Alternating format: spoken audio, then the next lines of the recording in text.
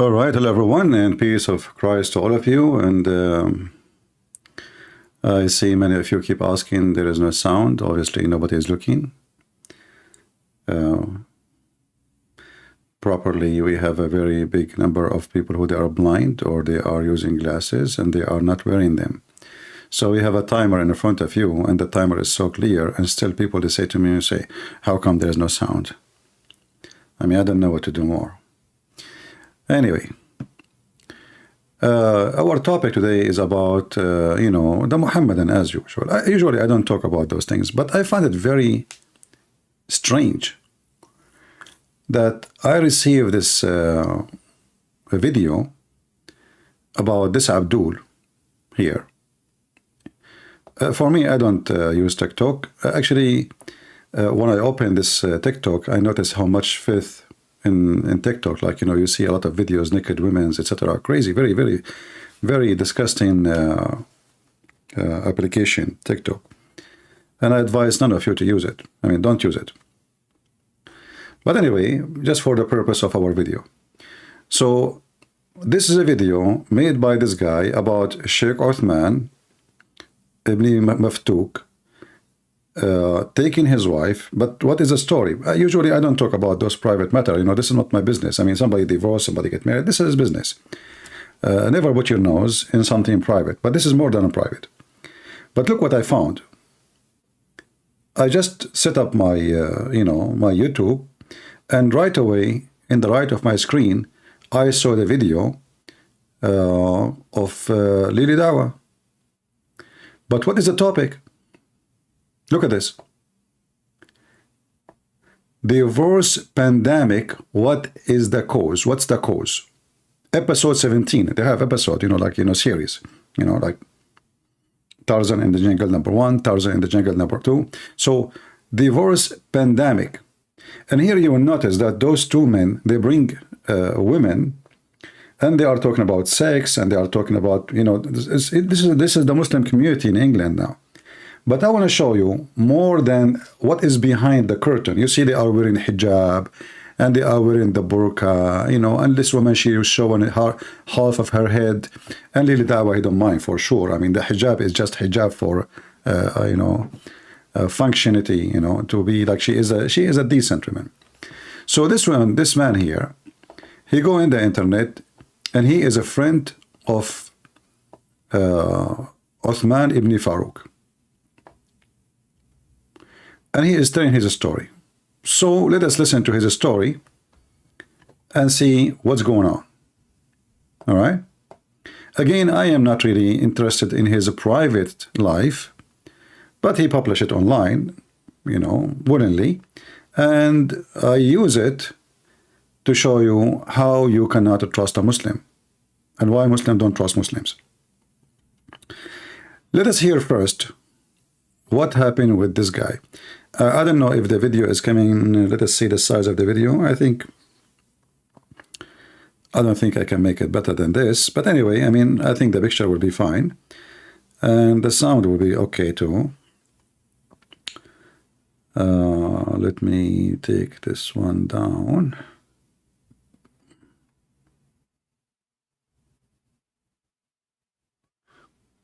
Okay. So let us hear what this guy story. Grant you Jannah, Ameen, Ya Rab.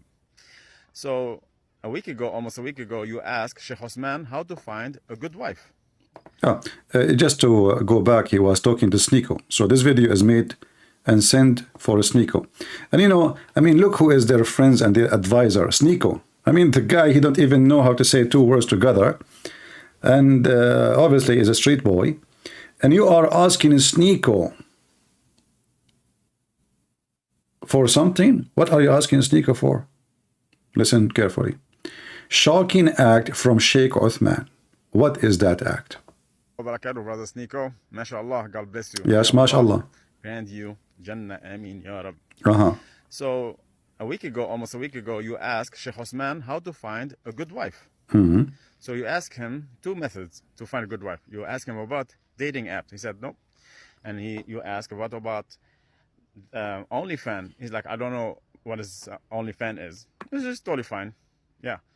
Shaykh Uthman doesn't use those methods. He uses a better method, exactly totally different. That's what fits his style. Subhanallah. May Allah guide us all. So he will wait. I'm gonna tell you the the process. He is gonna wait for a friend and see if he can help him. For example, a brother, which is me, I reached out for him because he's a sheikh to fix our marriage. So what I did is I gave him. Hold on. Before you continue, there's a picture on the top. I want to show it to you. He is posting it. Sheikh Uthman married us in the same day of this picture.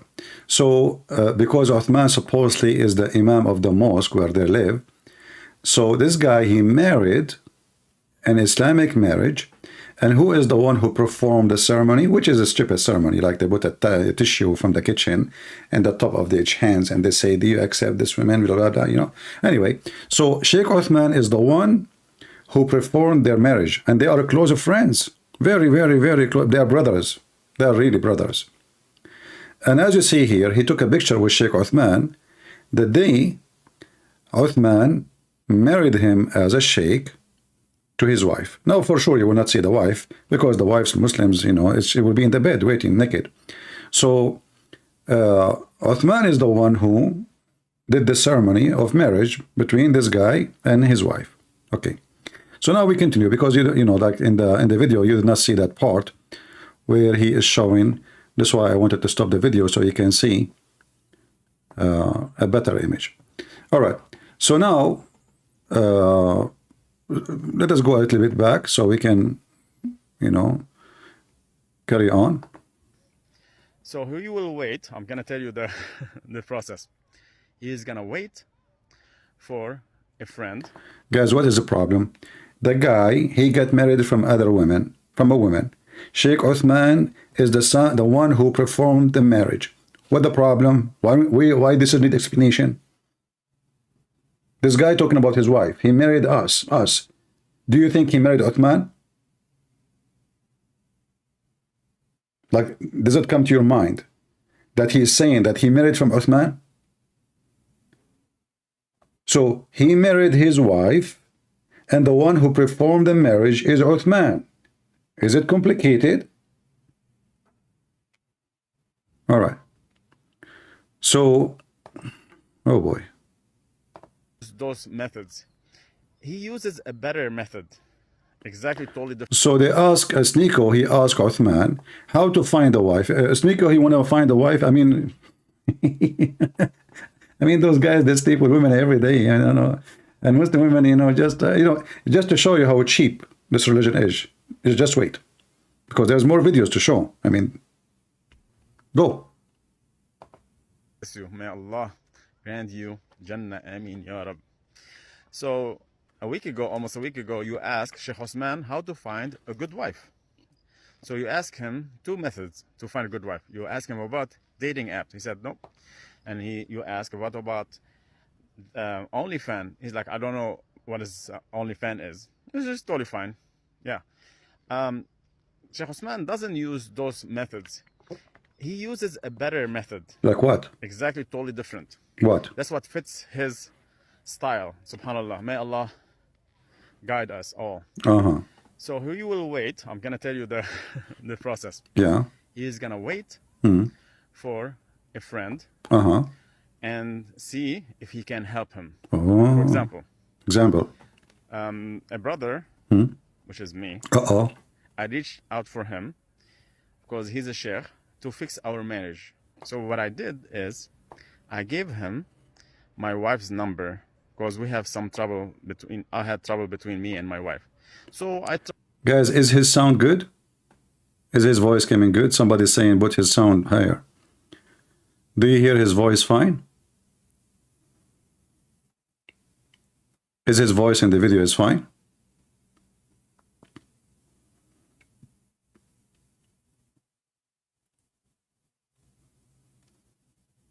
So the one is complaining, obviously you have your, you know, the problem from your side.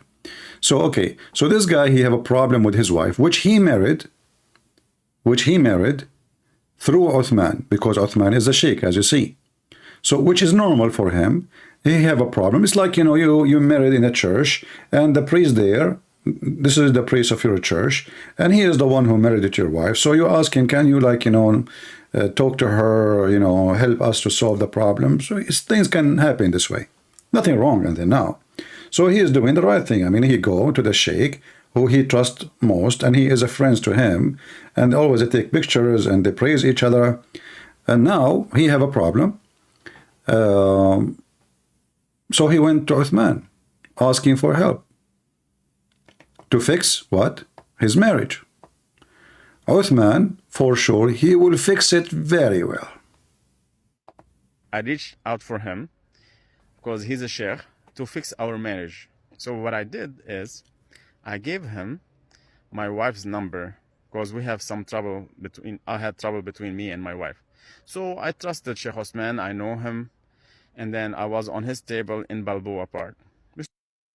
MashaAllah, he's one of the du'at here. He went on a cross-country da'wah. Look, he is praising him now. The guy, MashaAllah. The funny is, you will find every scumbag from those Muslims in YouTube, they say, MashaAllah, MashaAllah, his wife, her ass is beautiful. MashaAllah, her vagina is delicious. MashaAllah, I'm going to take her from her husband. MashaAllah, he is looking at his victim. So you see, he is praising the husband. They are friends, MashaAllah. They are a very religious community. I mean, what we can say, I mean, you have to take it as it is. MashaAllah, So, MashaAllah, etc. Man, his wife, she's something, huh? MashaAllah. Yeah, we have to praise Allah for that. I gave him my wife's number because we have... What you did? Hold on. So you are a Muslim conservative. You make videos to spread Islam. You grow a beard. You claim you are doing dawah. And you idiot. You gave your wife phone number to Uthman. And what happened next? Wait for a friend and see if he can help him. For example, a brother, which is me, I reached out for him because he's a sheikh to fix our marriage. We will fix it. So what I did is I gave him my wife's number because we have some trouble I had trouble between me and my wife. So I trusted Shaykh Uthman, I know him, and then I was on his table in Balboa Park. MashaAllah, MashaAllah. he's one of the du'at here. He went on a cross-country da'wah trip. So I gave him her number to fix our marriage. He fixed it very much, yeah. And then after 2 days, my wife, she completely blocked me, and I know nothing about her. And Stop. I mean, let us be honest here. You ask him to fix the marriage. She fixed it. He fixed it for you. That's it, no headache. She blocked you. Now remember, this woman, she is his wife still. They are not divorced. She just left the house. So even legally in the state, she cannot go and marry a different person, And even in the state, if she sleep with different men, she is fornicating, This is a fornication, nothing more.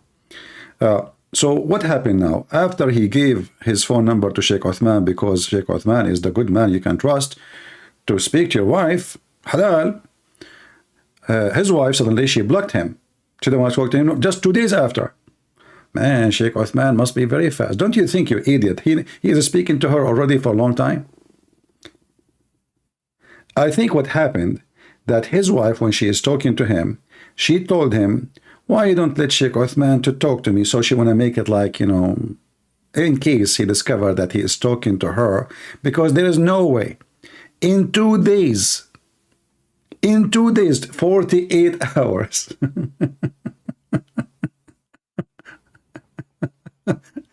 After Uthman get involved, she blocked you.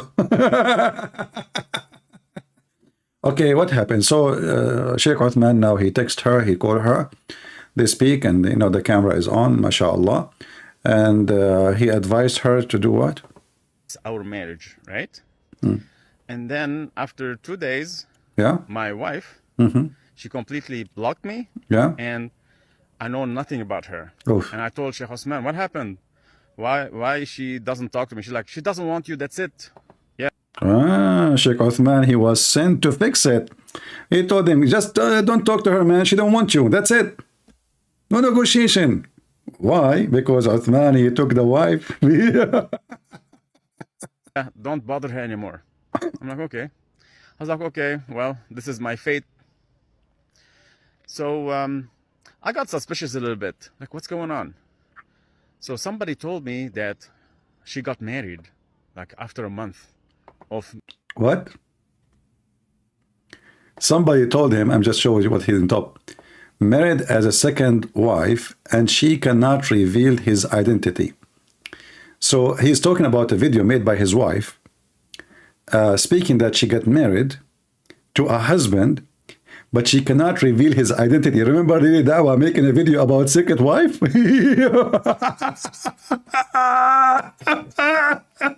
This is the Islamic society.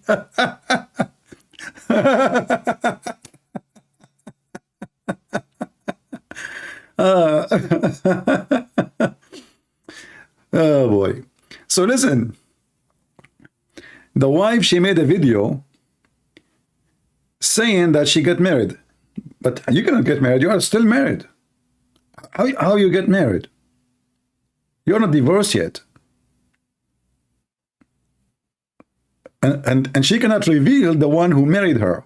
Why? Because it's secret marriage. Okay. So now this guy, he became more suspicious. Why she do not reveal the name of the husband? What's going on? Me of our separation. I was like, this is weird. This is not Islamic way. And then she's still my wife. Why? She married somebody else. How she married? This is weird. She's a very private person. She doesn't talk to. I can tell she is very private, especially when we hear her video. You can tell, man. I mean, this woman, she is a private. No comment. Any guys, okay? So subhanallah. She don't talk to any guy. She talk only to Sheikh Uthman, you know. I want to ask you how you met her. As long as she didn't talk to any guy. Aren't you a guy too? Or at that day when she started to talk to you, at that time you were a girl. She don't talk to any guys. Mean. Yeah, you remind me of a joke. Like, you know, the guy, he told his friend that his fiancée is virgin. He said, really? I said, yeah. I said, how you know? She said she never saw a private mind like this before.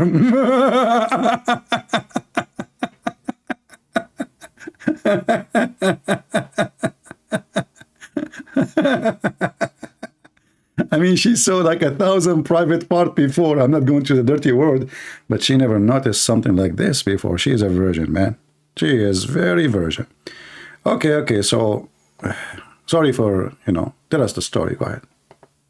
Of our separation. I was like, this is weird. This is not Islamic way. And then she's still my wife. Why? She married somebody else. I'm like, this is weird. She's a very private person. She doesn't talk to any guys. Okay. So subhanallah. I did some research and I found out that Uthman married my wife. How he can marry her? She's married. Instead of fixing my marriage, he married her. Still, she's still married to me. Look. Uthman, he married the married women. Married to you? Can you repeat the sentence? This is not Islamic way. And then she's still my wife. Okay. I was like, okay, well, this is my fate. So I got suspicious a little bit. Like, what's going on? So somebody told me that she got married, like after a month of our separation. I was like, this is weird. This is not Islamic way. And then she's still my wife. Why? She married somebody else. I'm like, this is weird. She's a very private person. Very private. She doesn't talk to any guys. Absolutely. Okay? So subhanallah, I did some research and I found out that Uthman married my wife. Instead of fixing my marriage, he married her. Excuse me. This is the very much perfect fixing. What are you talking about? He fixed everything. I mean, he was busy for the last 48 hours fixing stuff. What are you talking about, you know? Secret wife, and, you know, this is, by the way, it's a crime in California. You can go to jail, and the police should investigate, because now, actually, there's a proof of it. Later, you will hear a phone conversation between him and Uthman. He forced Uthman to divorce his wife. This guy, obviously, he blackmailed him. He will report him to the authority. So Uthman, he recorded Uthman divorcing his wife. But I don't want to burn the movie for you. You know, you cannot tell the Arab a movie. You cannot take him. He will tell you the movie before you watch it. Anyway, so, okay, now, so what happened? So, subhanAllah, I did some research, and I found out that Uthman married my wife. Instead of fixing my marriage, he married her. Still, she's still married to me. Islamically, she's still married to me. Subhanallah, may Allah guide him. I don't know, subhanallah, this is not Islamic. Do you think Allah did not guide him by making this happening and fixing your wife? What are you talking about? Isn't it the Quran says everything happened to you by the will of Allah? Bad or good? Now you deny destiny? It's destiny. When they asked Muhammad about fornication, he says everybody, every human being, he have his portion of adultery, which he must commit as his fate. So this is Allah, you know, Allah, he made this happen, brother. Allah behind it. Allah made you give his phone number to your wife. I think she, you know, he have it already. Allah made him, you know, like each other to go to bed, and Allah, you know, made him fix the problem. So what happened? My wife, instead of fixing my marriage, he married her. Still, she's still married to me. Islamically, she's still married to me. Subhanallah, may Allah guide him. I don't know, subhanallah, this is not Islamic. This is not, I don't know what to say. Subhanallah. Not Islamic. Isn't it your prophet, he took his own son wife? What are you talking about? Isn't it your prophet, he went to his own son wife when she was at the house of the husband, and he flirted with her, and he said to her, please be to Allah, the one who made my heart to flip for you. See, Allah is the one who made his heart to flip for her, and his penis too. Come on, brother. This is very Islamic. What are you talking about? If your prophet did it, why Uthman, the ketchup boy, would not do it? You know, he was catching up with your wife. So this is the way that Uthman pick up his wives. And guess what? She's his second wife. And then this is the testimony of my wife, that how did she find the new husband. Oh, now listen, guys, his wife is the one, she is very private. Remember, he said she is very private, she don't talk about anyone, but she is posting this online. Listen. You judge. Assalamu alaikum. Assalamu alaikum. Wa alaikum assalam. So I'm a second wife. My husband had a first wife before we got married. Him and I were not looking to get married, like, at all. There was a guy that was trying to marry me, and he gave... There was a guy, he was trying to marry me. See, I told you, this is not 48 hours. You see? There is a guy, he was trying to marry me, and she is talking about what's going on when she is married. There's a guy who is trying to marry me. Simply, she is cheating with him. He's, you know, they are, you know. So there's a guy trying to marry me, but she is married. How he is trying to marry her, and how it is that he is trying to marry her, and she is married, and Uthman, he just got the phone number 48 hours, as the guy said. So obviously, they are talking to each other, and there is some kind of shukutuku for a while. So this is the wife telling her story, how she found the new husband in eBay. Of me, of our separation. I was like, this is weird. This is not an Islamic way. And then she's still my wife. Why? She married somebody else. I'm like, this is weird. She's a very private person. She doesn't talk to any guys. Okay? So subhanallah, I did some research and I found out that Uthman married my wife. Instead of fixing my marriage, he married her. Still, she's still married to me. Islamically, she's still married to me. Subhanallah. May Allah guide him. I don't know. Subhanallah. This is not Islamic. This is not, I don't know what to say. That's not Islamic, absolutely. Yeah. So this is the way that Uthman pick up his wives. And guess what? She's the second wife.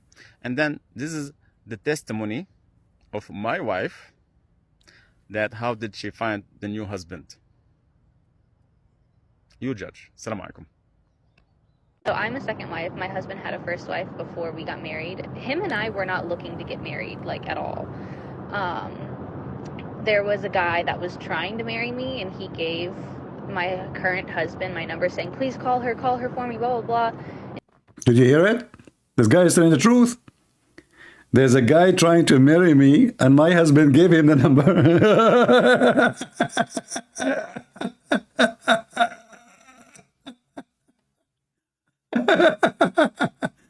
He's not lying. This is what happened. We just heard it. So there is a guy trying to marry me, and my husband, he gave him the number.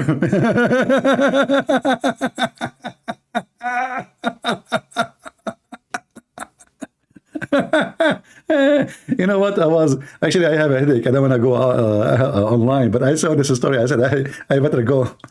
I was planning to go tomorrow. I have a light headache, but my brother, your wife, she made my headache fly. So your wife, she just said that the guy you gave the number of your wife to him, already he is trying to marry her. Trying.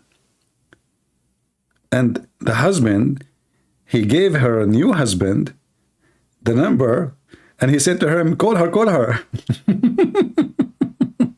That's a good one. I love it. So I'm a second wife. My husband had a first wife before we got married. Him and I were not looking to get married, like, at all. Just a casual sex, we are not looking to get married. It's just like boom, boom, here, there, Like, are you bored? Okay, join in the board. Take a ticket. All right. That how did she find the new husband? You judge. Assalamu alaikum. So I'm a second wife. My husband had a first wife before we got married. Him and I were not looking to get married, like, at all. There was a guy that was trying to marry me, and he gave my current husband my number, saying, please call her for me, blah, blah, blah. And he called me. He was like, look, I'm only calling you because this guy won't get off my butt. And we talked. Uthman, he told you that this guy, he don't want to get off his butt? That is very sexual too. What do you mean his butt? You just said he's trying to marry you. What do you mean I'm only calling you? Okay, and what happened? For like 2 hours. We ended up really being fond of each other. Uh-oh. It took Uthman 2 hours. Guys, he called the women because the husband asked him to call the wife.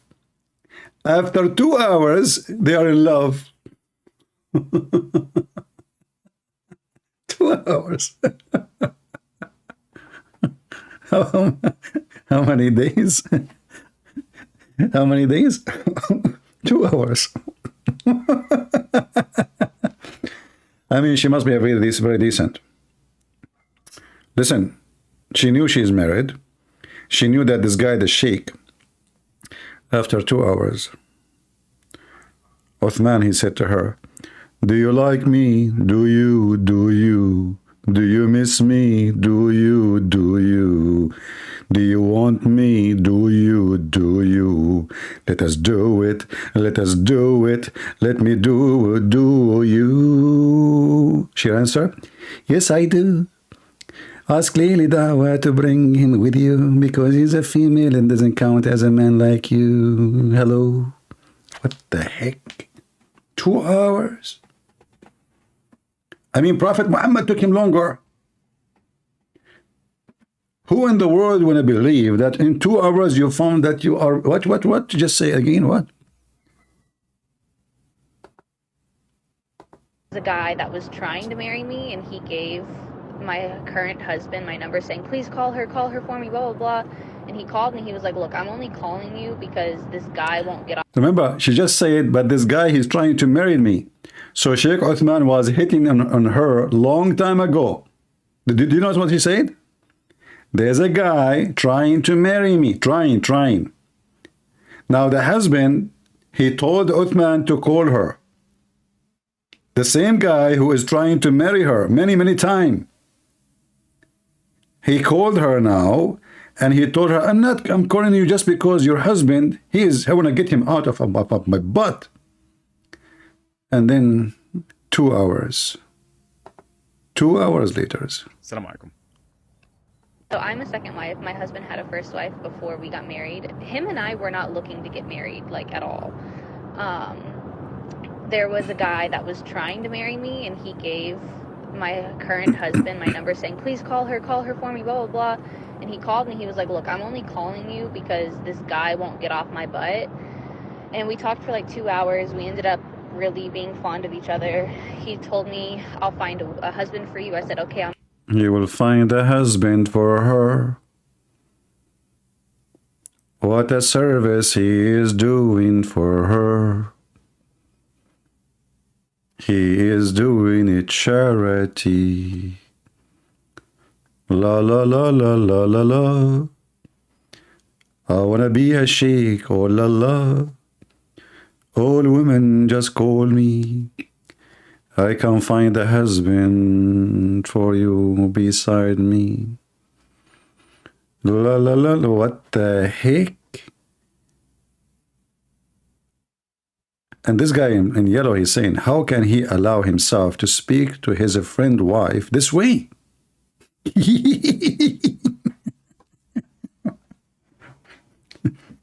So this idiot, he gave the phone number to Uthman. Uthman, he called the women. 2 hours, they like each other. And Uthman, he said, I will find your husband. Just worry. You know, I'm coming to you tonight to find your husband. I'll make sure you approve. He said, no, I'm going to find a husband for you. No, listen. She said to him, I want to be sure that you approve. Uthman have to approve the husband. He is her daddy, mommy, daddy, family. Uthman. You see what is the duty of Uthman in San Diego? He is working so hard. I said, okay, that's fine. Yeah, that's fine. And then we ended up getting married. We ended up getting married. That's it? You jumped there? What happened between? Come on. What do you mean? All of this is in a few days? Man. So far. Assalamu alaikum wa rahmatullahi wa barakatuh, Brother Sneeko. MashaAllah, God bless you. May Allah grant you. Okay, this is the same video. Let us go to the second video. Shall we? Shall we?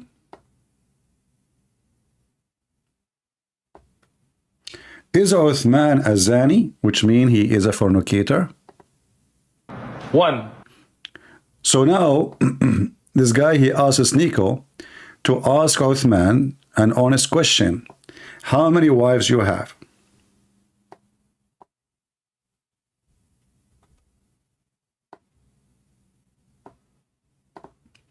One. Alhamdulillah. Assalamu alaikum wa rahmatullahi wa barakatuh, Brother Sneeko. I hope you're doing well. I have a request. Can you ask Shaykh Uthman how many wives he had last October? And then ask him again. Last October? There's any update for it? We are in November now.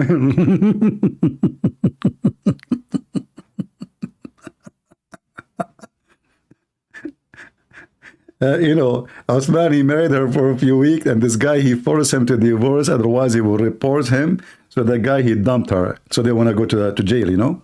So, and he recorded the phone call, actually. He will hear the phone calls. So go, tell us what happened. He had last October. And then ask him again why you divorced your second wife 15 days ago. How many wives do you have? 1. Alhamdulillah. You know. You will notice how the liar, it took him some time to think about it. You see? Notice. The idiot Sneeko, he asked the question, right? Why Uthman is posing to think what he will say. Notice with me carefully. One, alhamdulillah. See? See the fake answer? Listen, listen. Wife 15 days ago. How many wives do you have? One, alhamdulillah. I have a wife, alhamdulillah. I have kids, I'm happy, alhamdulillah. Alhamdulillah. One is plenty. Well, I don't know. So in Islam, the man, there's nowhere in any hadith, there's nowhere in any verse in the Quran that states that a woman has to give permission to her husband for him to get a second wife. For a man to get a wife without asking his first, because nowhere does it say that. The second wife is the other guy wife now, the same woman. We heard her before. So this is the wife they are fighting over, which is wife for both now. So look, she is educated in Islam, you know. Uthman, he told her. Uthman, he told her, you know. My wife, she do not need permission from, you know, from her. I do not need permission from my wife to have you. Listen, we can have secret marriage, all right? Just let us go to bed. In the Quran that states that a woman has to give permission to her husband for him to get a second wife. For a man to get a wife without asking his first, because nowhere does it say that, right? Verbal commitment to you. And me and my husband have made a deal that if I am starting to fall. Look at the deal.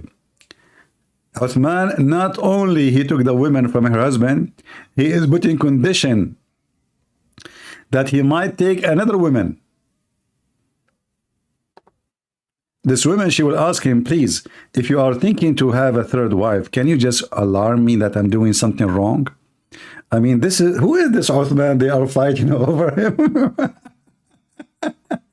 And me and my husband have made a deal that if I am starting to fall behind and I'm not doing my due diligence as a wife. What is that exactly?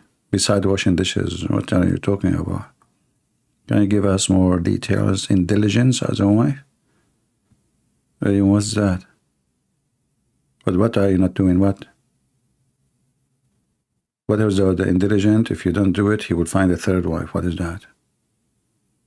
I just became curious, you know. Christian Prince, first of all, to the private question, and you didn't ask them. Abdul, they put them online. I mean, don't you see the video is online?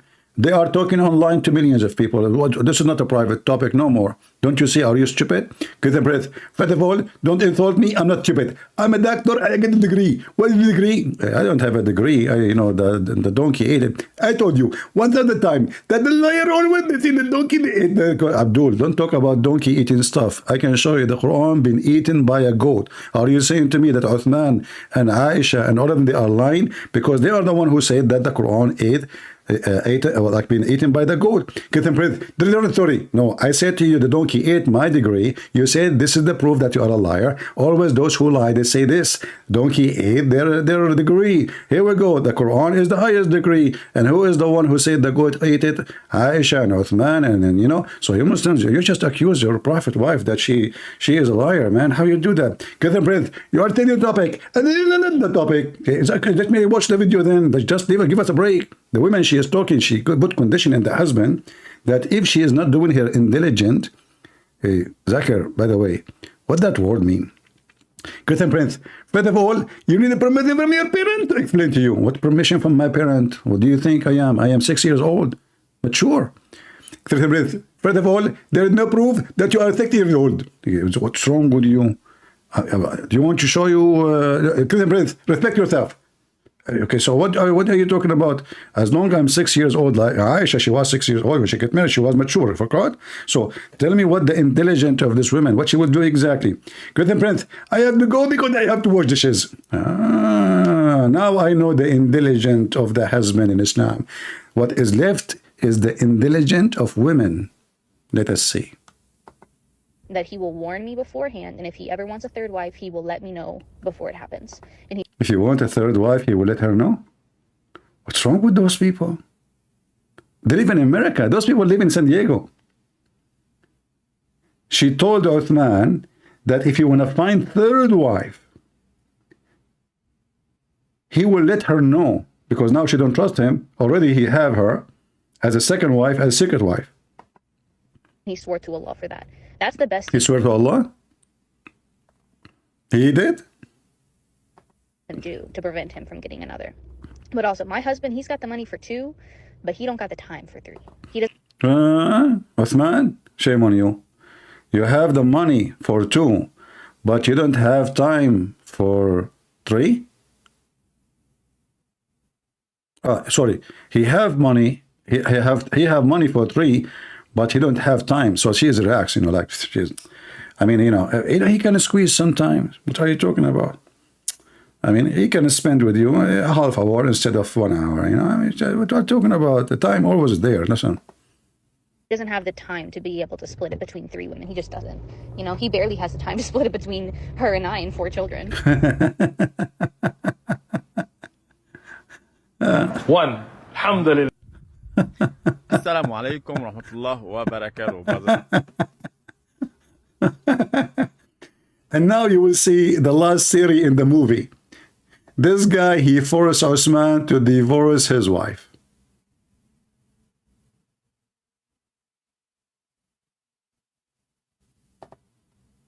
So he's asking Sneeko, why Uthman divorced his wife by my command? Who What am about I? dating in general? Should young Muslims even date? No, dating is haram. Haram. Think about Niqabi. inshallah. Dating is haram. Assalamu alaikum wa rahmatullah wa barakatuh.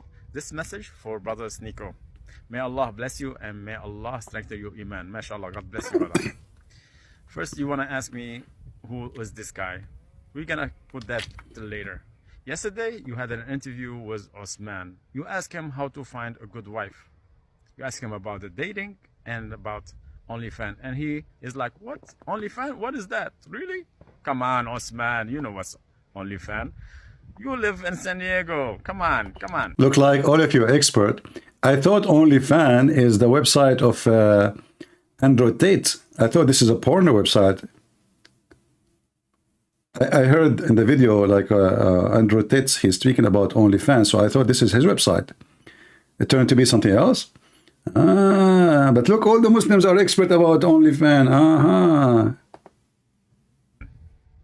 Okay, let's get to the subject here. Can you ask Uthman how did he meet his second wife? How? What method he used? Let him answer you. And then ask me how did he find her. Let's see how does it go.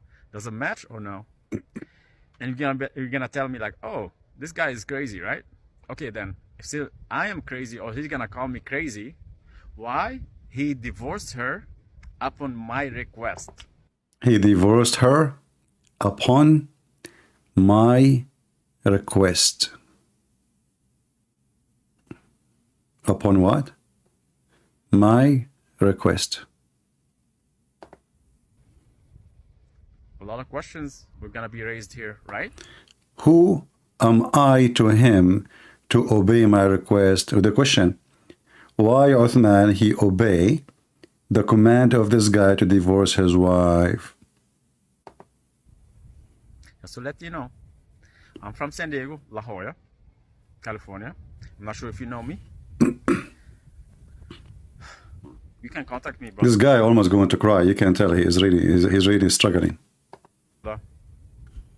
May Allah guide him. Give talaq 3 times. I give her talaq. 3 times. 3 times. I divorced her 3 times. You heard it? Yeah, talaq, please. Talaq. Done? Okay, done. See? So he forced Uthman to divorce his wife. So Uthman, he slept with this woman for some time. And this guy, obviously, because this is not legal in California, Muslims, they can marry a second wife. But there is something very important. This woman, she is still married. And even if she is divorced, she have to wait for 3 months after the divorce. But the guy did not divorce her.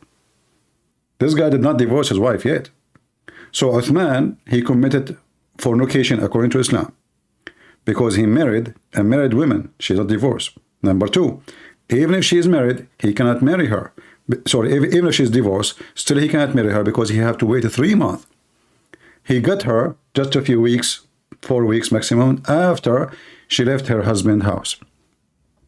And now the husband, he is forcing Uthman to divorce the wife, and then you need to ask yourself why. Either Uthman, he is afraid from this guy, he threatening him, and I find that the easiest way is to report him to the police. He can stay in jail for a good time. You know, this is a crime. It's a felony in USA to have multiple wives, and he committed a crime. And there is no need for a proof. I mean, it's in the front of, you know, here we go. The wife is there, the husband is there, the Uthman is there, the recording is there. This guy is recording the calls. And now he made Uthman, because in Islam you can't just divorce a woman by saying the words. He made Uthman divorce his wife. So now he have a proof that Uthman, he married his wife because now he made him divorce her. You want to divorce a woman she are not married to, you right? So it's a messed up story. He married his second wife while she is still married to someone else. What a big sin a man can do. You heard it? Yeah, طلاق طلاق طلاق طالق طالق طالق. Please. طلاق طلاق طلاق طالب طالب طالق. Done? Okay, done. You know, you will notice here, Islam is space. He is saying, a Christian prince, you are a low class to talk about this. So I am a low class to talk about this. You are a good class to do this?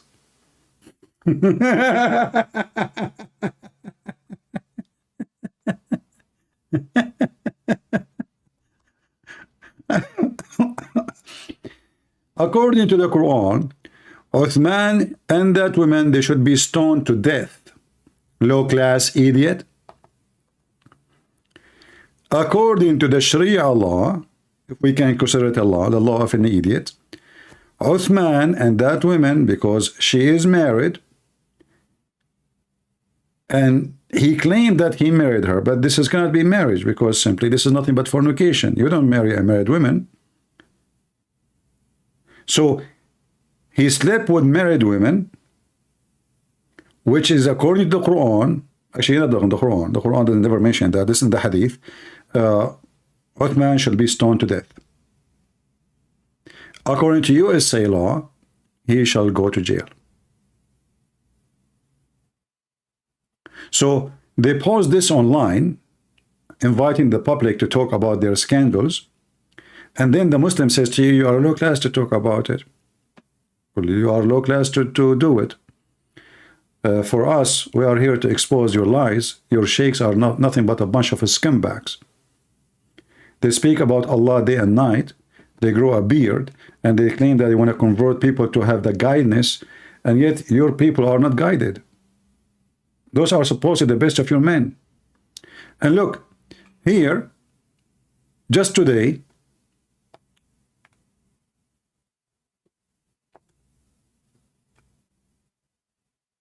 Lili Dawa have this video. What a coincidence. Divorce pandemic, what is the cause? This is when? This is just a few hours ago. 8 hours ago.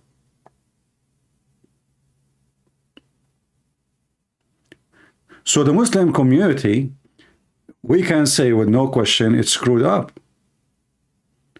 Cheating, sleeping around, women, and what they do, they convince themselves that they are not really doing sleeping around.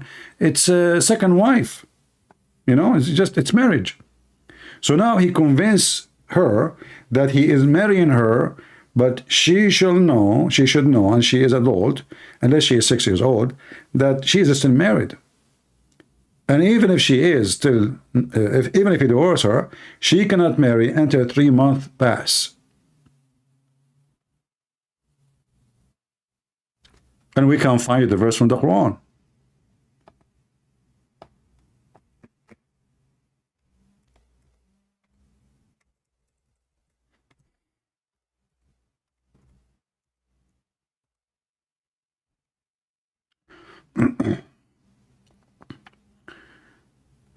So if a man, he divorces a woman, let us see. This website is horrible.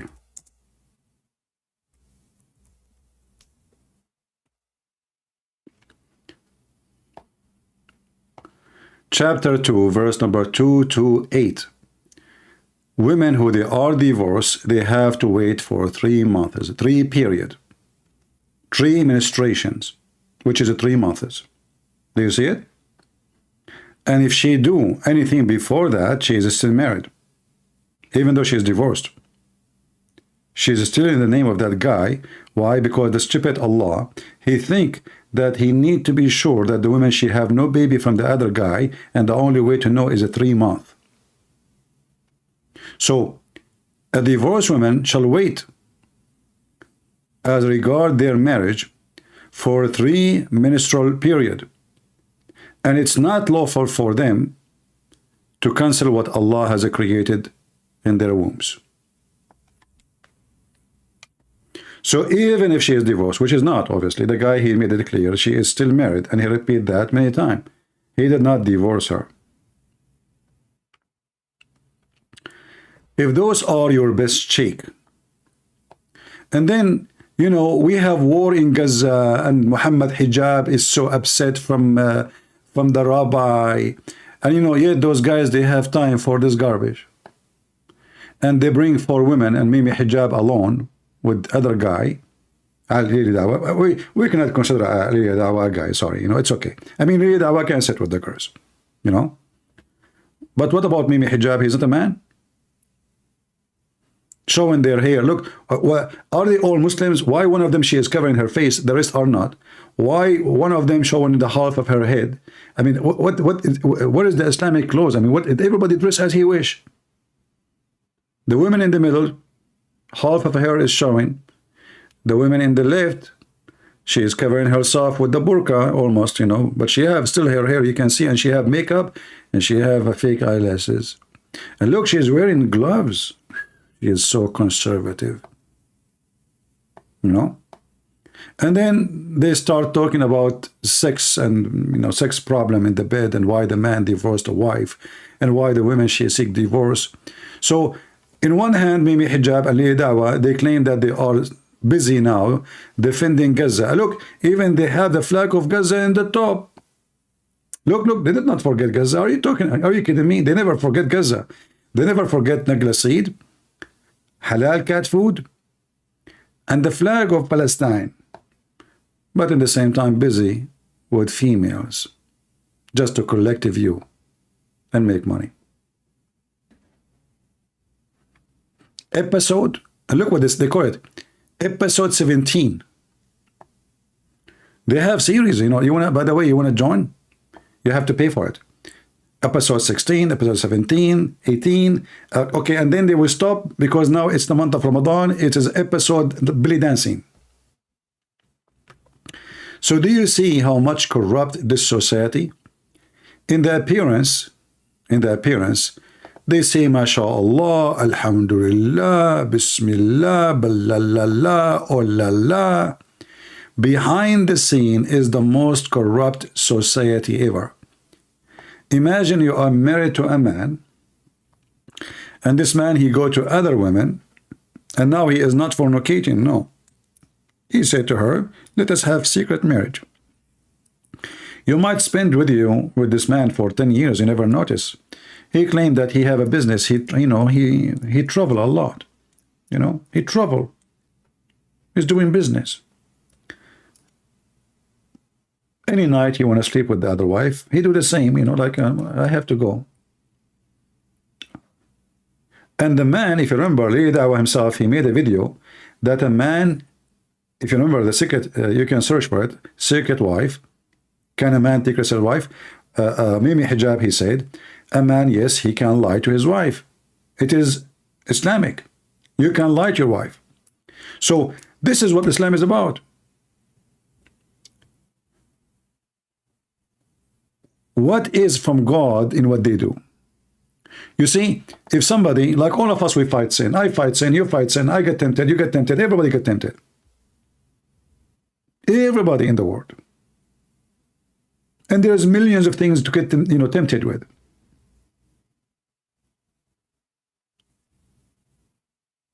But those people,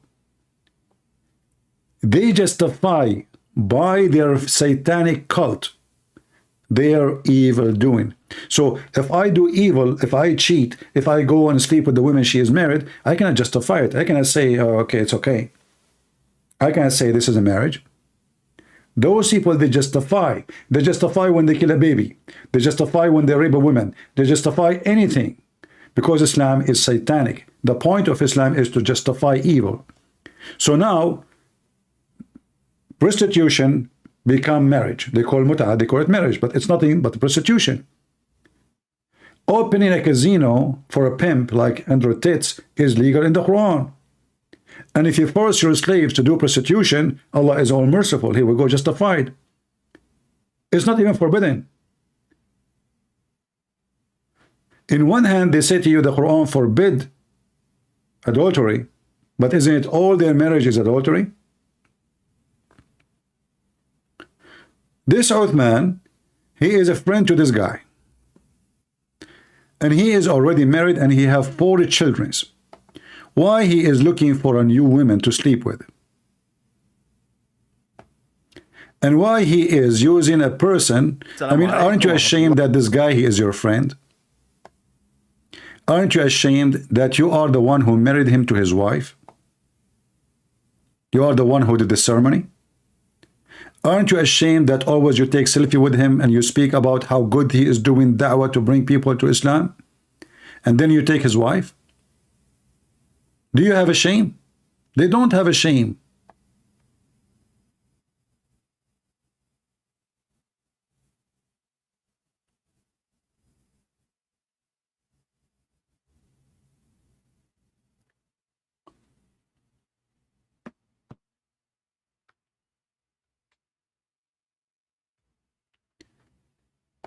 And here you will see the comments of some Muslims. You will notice nobody really, I mean, this video should have like 1 million views from the Muhammadan, but nobody care. I mean, Uthman is doing his job, lying about Islam, defending Islam. That's enough for us. He sleep with your wife, he sleep with any wife, who care? As long as it's not my wife, who care? So Islam, the truth, he said, wow, this is shocking. I don't know this. That's it. Samir saying, this Uthman is a low life. Who cannot be trusted? I posted some bad things about him, but he's lucky that Facebook made me take down my post.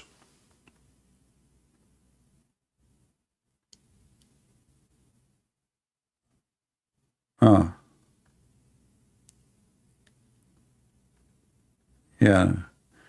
Why you are surprised? Muhammad did the same to his son-in-law. Thank you, Mr. Just Saying. This is an educated person. He got them busted. You dodged a bullet there with the dishonest, cheating wife of yours. You are right to expose him, in my opinion. Pray Allah bless you. Ameen. It's nice to see you, Abu Adnan. How are you doing? Hope you remember me. I celebrate my first year as a Muslim last month. Thank you. Thanks to us meeting in this. Joyce, are you celebrating that the one who make you convert to Islam, that he himself is in trouble because of Islam? What an idiot woman.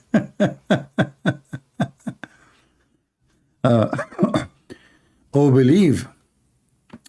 believers, if an evildoer bring you any news, verify it. Look, they are accusing the guy that he is evildoer.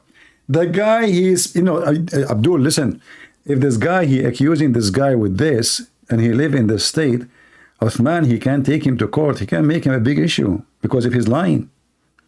So the guy, he took his wife, and you are accusing the guy that he is lying? You see, now the Muslims are defending Uthman because Uthman is working for Islam. Who are you? He's more important.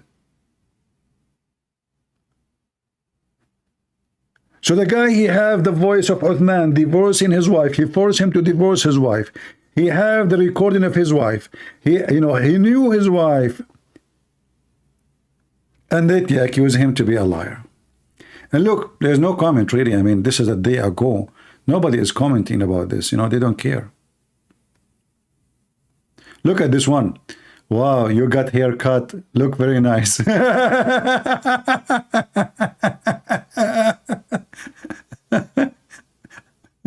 She must be a whore. I mean, the guy, he lost his wife and you are hitting on him now. You got a haircut? What the heck? What about his story he just told you? The guy, he just took his wife. You are looking at his haircut? Samir, my brother, just like you have the right about him, I do, because I am a brother of yours. I am a Muslim also. This man cannot trust it. That's it. That's it. How many Muslims knew what Uthman did? How many? And by the way, I always suspect those comments to be from the same person, because Muslims, they cheat. There's a website, I forgot the name. There's a Muslim guy, he was debating Sam Shamoun. And, debating in text, like, he write back. So, the websites, the one in charge of the website, they notice that the Muslims who are refuting Sam Shamoun and Sam Shamoun, they have the same IP address, which is impossible. Which means coming from one computer. So imagine the guy, he is debating Sam Shamoun. You will see the name Sam Shamoun there, and you will see the Muslim guy. So the Muslim guy, he got Sam Shamoun busted. Sam Shamoun, he answered. He do not know how to answer. Obviously, his answer is not good. It turned to be that both of them is the same Abdul. So Muslims, they post their own comment. They fabricate accounts to make themselves, they are doing da'wah and people convert to Islam. Like, what is the proof of comment? Like a comment, she said, look, I have a haircut, nice haircut. But it's possible that this is a real person. We don't know. But it's very normal for them to lie. But in this case, lying is very costly, because the other person, he can take him to court for fabricating a story. It's not true. You see, if Uthman is going silence about this, it means the whole story is true. If Uthman don't take this guy to court, correct? That means the story is absolutely true. And you can tell that this man, he forced Uthman to divorce his wife. And he said in his video, if you remember, he said, what authority I have to force Uthman to divorce his wife? Who am I? Right? Why he can, how he can divorce, how he can force Uthman to divorce the wife? Who is he? He's nobody for him.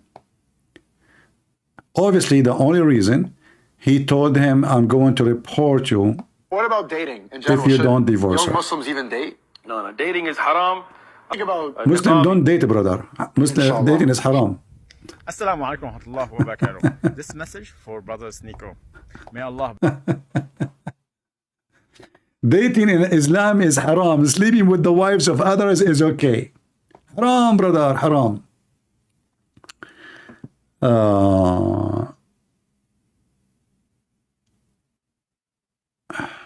As you, he is one follower.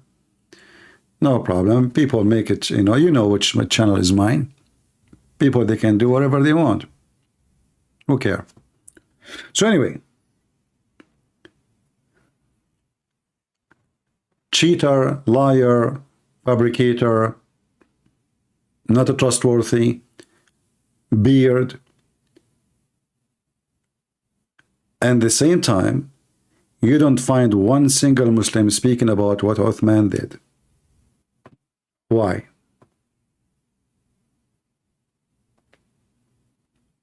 why they are not talking about it?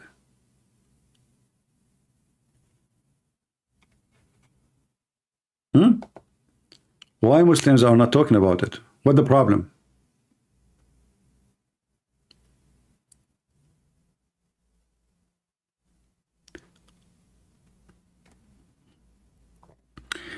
Do you remember when there was a priest, I forgot his name, he was accused of rape, and after he died, you know, and they say that the accusation is true, but I don't know. I mean, after he died, you go after him. What about you accuse him when he's alive? When he's dead, there's no way to defend himself. But when this has happened, every scumbag in from the Muslim terrorist groups, he made a video about it. Where are you? As long you are against anyone who is a cheater, a liar. You know, for us as a Christians, we know that this is such an act is absolutely, you know, evil act, and the person who do it, he go to hell. Same time, the Lord, he warned us about false teachers who come to you in the clothes of a sheep, but they are wolves, like your prophet. So for us, when a person he do that, he is a priest, he is a bishop, he is shaming himself. But for you, can you shame this man for what he did? No, because your prophet, he did exactly the same. If you condemn this man for going after unmarried women, then you have to condemn your prophet for what he did. Correct? For me, I cannot be called a Christian. All of us, we commit sin. Nobody can say that we are angels coming from the sky. Every man in this earth, he is, you know, he get tempted, he commits sin, he fight or don't fight. It depends on the person. But I cannot claim that when I commit sin, I'm following my Lord. But you, Muhammadan, when you do fornicate with the wife of somebody else, you are following the sunnah step by step of your prophet. He took his own son, wife, not the neighbor. He flirted with her when she was in the house of the husband. And this is all written in your books. This is not a book written by the Jews or the Hindus or the Christian prince. This is your books. So, is that why Muslims don't dare to shame him?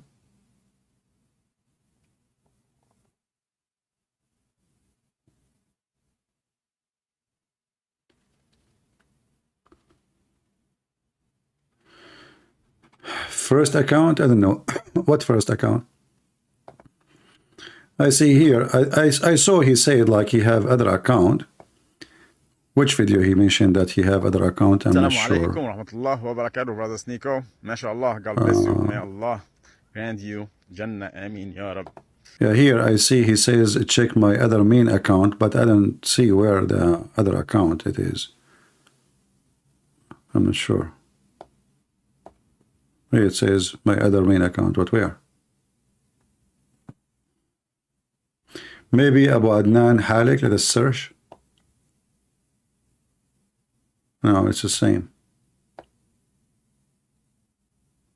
Let us click here and see what we will find here. This one looked like one video. He opened a second account. Yeah, this is not the original, maybe. Assalamu alaikum wa rahmatullahi wa barakatuh, brothers Nico. Yeah. Anyway, so obviously, you know, things is messed up in this community, but nothing new for us. You know, we are from the Middle East. We knew how they live. We knew how they act. It doesn't say that, CP, right? Yeah. Yeah. And you know, when you show them a hadith, like how they refute the Christian prince. This hadith reported by Hisham, he reported from his father Abdul. Abdul reported from his father Ahmad. Ahmad reported from Muhammad. Muhammad reported from Ali. Ali reported from Abdul Rahman. Abdul Rahman reported from Makbul. And the Makbul is a liar. So the hadith is not accepted.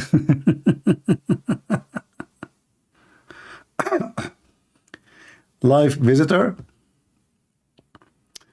He have an account live visitor. I don't know, live visitor or dead visitor, who cares? I mean, we got the videos we want, who cares? I'm not going to go after his videos. I don't even care. I mean, I saw this guy before. And actually, I made, I think, a video to get him busted. He's an idiot, like the rest of them. All of them, they claim that they can refute a Christian. Actually, there is a woman, she came, and she emailed me in Patreon about him. And even she told me that he is hitting on her. She told me that this guy is hitting on her. So, obviously, TikTok is a place of hunt. And I will not be surprised if his wife, the one he made her a wife, he got her in TikTok too. So this TikTok is look like it's a hunting, you know, place for fornicators. And there's many Muslims and non-Muslims, you know, who they are just looking for a man in the bed. I just see a woman, she said, oh, you have a nice haircut. The guy almost crying about his wife, she cheated on him, and she is talking about his haircut. So I'm assuming he will text her right away. He says, oh, you like it? I have more haircut. Can I show you? So anyway, maybe we should add the name of a Sneeko in the title. Should we add the name of a Sneeko to the title? Because the Sneeko is involved here, you know. Oh boy.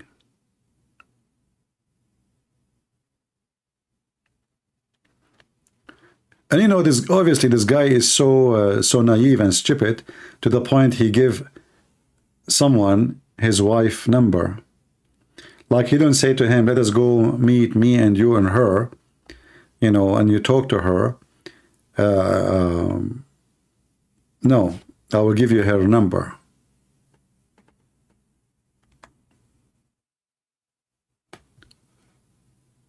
Hey, by the way, why in the world anyone will call himself a Sneeko? I don't know. I mean, this is really funny. They sneak in the house of people to get their wives? I'm not sure. Sneeko from a sneaker? All right. Well, I don't want to keep you longer here, but how many of you will download the video and show everybody how trustworthy Uthman is, and how this is not about Uthman, by the way. I assure you, all of them are the same. You see, you can ask Muslims. When I was in the Middle East, when I go to a Muslim, like let's say with me in school, like I'm high school. So I go to his house, he welcomed me, his mother, she sat with us, his sisters, and the Muslims, when they're inside the house, they dress like really open. They never hide from me. I sit with them, you know, this guy was a very nice person, his family very nice people. I never look at his sisters in any wrong way. The second, another kid come from the school, from the same class, and he is a Muslim, all the female, they run away and they close all doors. And when they bring the tea or the coffee, the door is closed, they knock the door, and they leave the coffee tray behind the door. So the first thing I notice, how come when I am there, his sisters and his mother, they sit with me. Even I eat with them. How come when a Muslim come, everybody hide, everybody. Even the little girl, who is not even 7 years old, they hide her. And this is not only with one person. And then I learned they do that only with the Christians. Because other person who is a Christian like me, he come with me to their house, they don't hide too. So I found out that this is only about Muslims.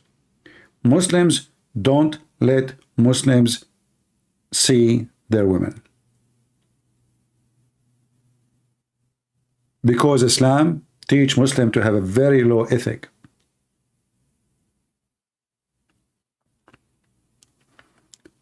When a Muslim family, they come to visit my parents, the wife, she take her scarf. My dad is sitting there. She's not covering her hair. She take off her coat. She's wearing a normal dress. That will never happen in the house of a Muslim man. Women, they sit with women alone. Alone. And men, they sit alone. When they go to visit the Christians, the woman, she is dressing nice, she have a makeup, she have her hair, you know, style, she have sometime even shorter skirt. And the husband is with her. You know, her husband is coming to visit with her. They don't trust Muslims. And they love, in case you do not know, they love to associate with Middle Eastern Christians.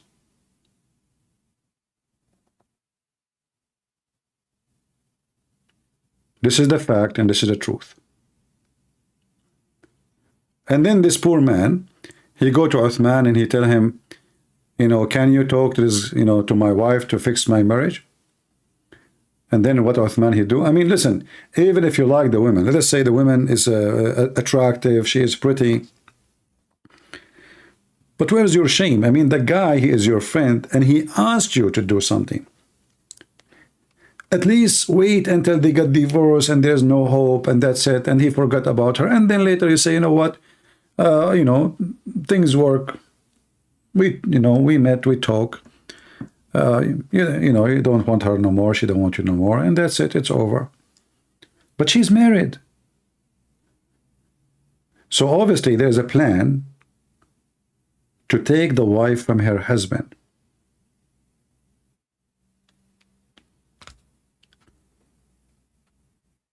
Anyway, so I hope our topic today, I don't like to talk about those topics, but I found it interesting because it's, you know, it is very good way to explore the Islamic corrupt society. And here, when you see this video here, Lili Dawah talking about divorce and marriage and why Muslim women and Muslim men, they are suffering from pandemic of divorce. Shouldn't the Muslims ask themselves, first of all, who made divorce so easy in Islam? So easy, text message. And you are talking pandemic? Text message. He don't even need to do anything. He don't need to go to court. He just send text message. He can go out in the street, his wife, she is cooking in the kitchen, you know, he sent her a text message, say to her, you are divorced. So if you want to fight the problem of divorce, first of all, do you have even marriage? If you have marriage, you will, like you see, there's 4 women there. All of them, they can be in bed with one of those guys. What is the marriage? You know what marriage means? You merge together. In Christianity, you become one. You don't have marriage, you have a sexual contract. So, if the Islamic religion is successful to make a family, then we will not see such a title.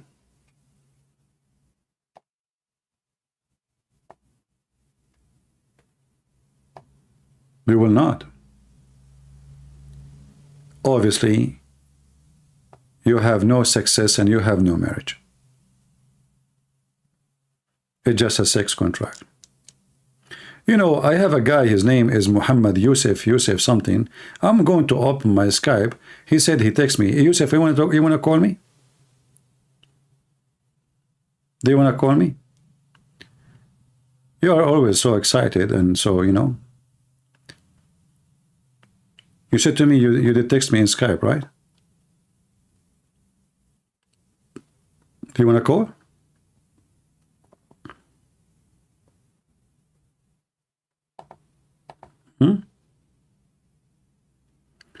And he even calling me coward. Let us call him.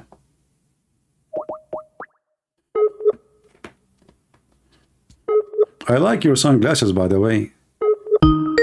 They look like my front door. Don't you think they are so big?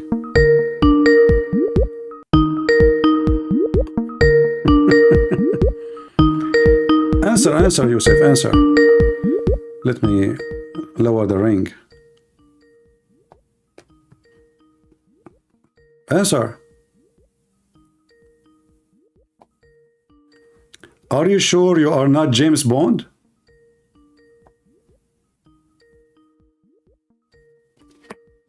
I don't know. I have a feeling I saw you before. Aren't you James Bond?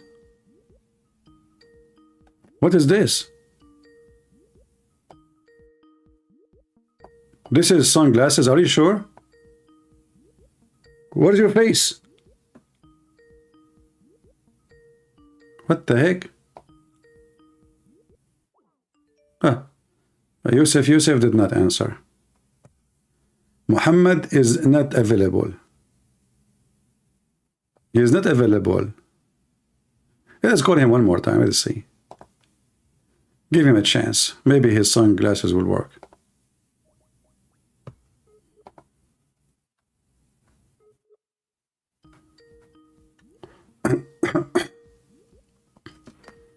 I'm calling you, answer.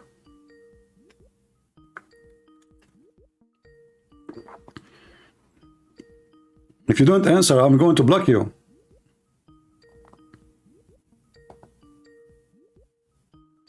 Okay, just answer and tell me where you get your glasses from. I want to use it for welding. Potato. Potato. I have a welding project, you know. Where do you get these glasses from?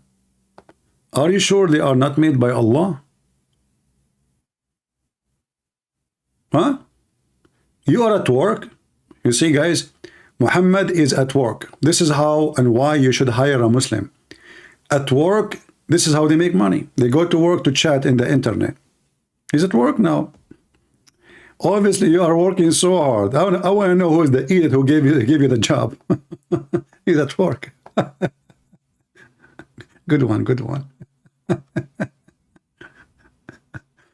They are decent. They are decent. They do their job. I mean, you pay them money for salary. They work hard. You don't get their money from stealing. No, they are at work. You know. I mean, he's at work on YouTube listening to Christian Prince.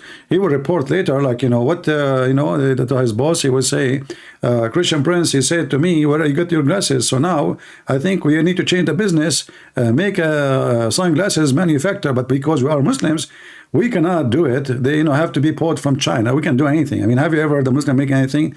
The Turkish, they made a gun. The first thing about it, the most important thing about it, it blow your face before the face of the enemy. Right?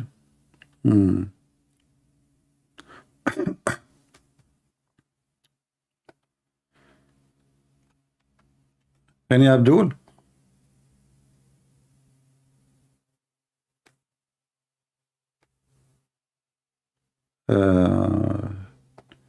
This guy from England, he will be sleeping by now.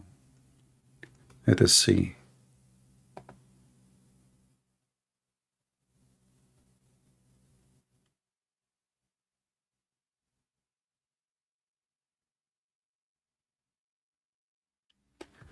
Okay, this is an ex-Muslim saying to me, thank you, all right. Abdul Rahman. Abdul Rahman, he called me many times. Like how many times? The guy, he called me like 3 a.m., 2 a.m. The guy, you see me in his dream. Let us call him.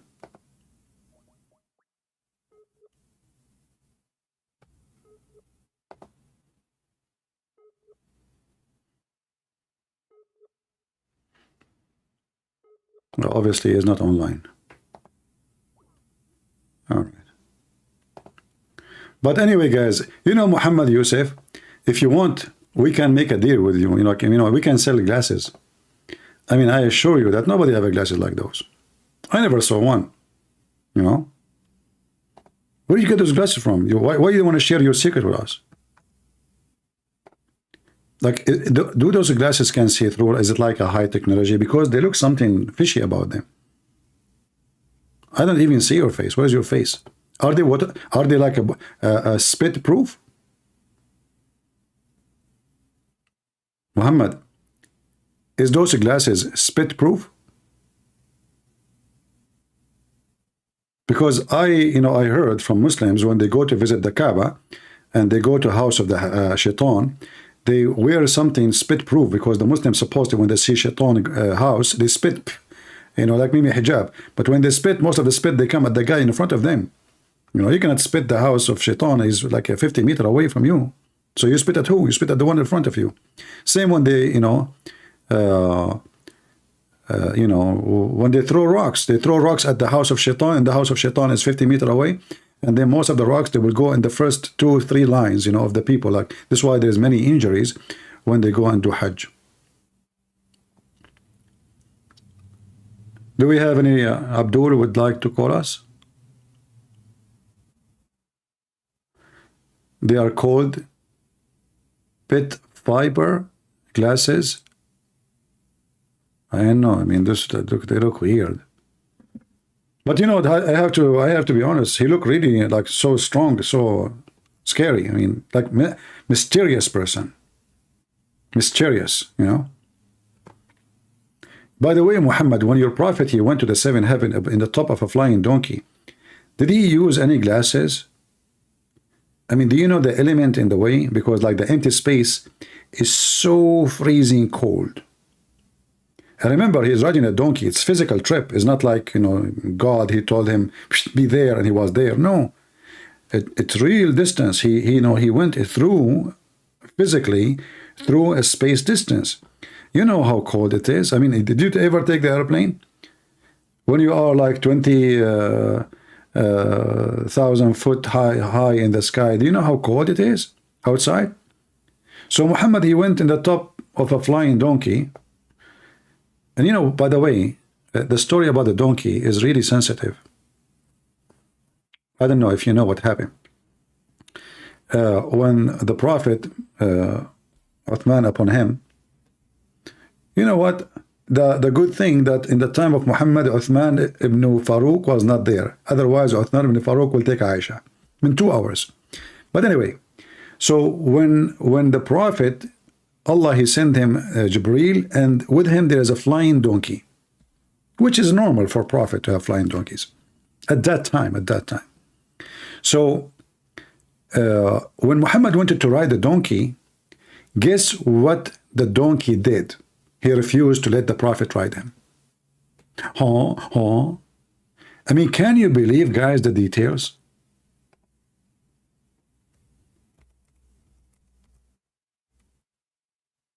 The donkey sent by Allah.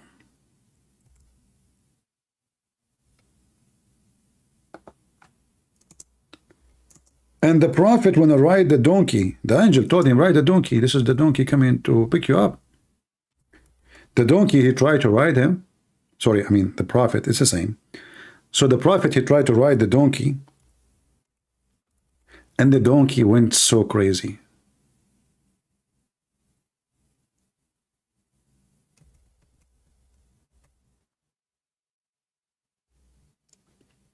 Jibreel, when he saw that, he screamed at the donkey.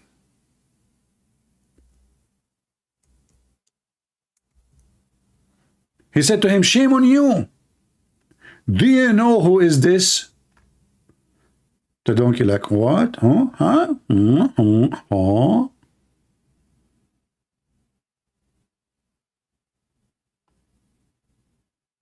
He told him, this is a prophet of Allah, Muhammad. Do you know what you just did? According to the story, the donkey starts shaking and is sweating. So, I mean, he sweat his ass. Like, what I did? Really? He is a prophet of Allah, Muhammad? How I know? He don't look like one. He look like an idiot.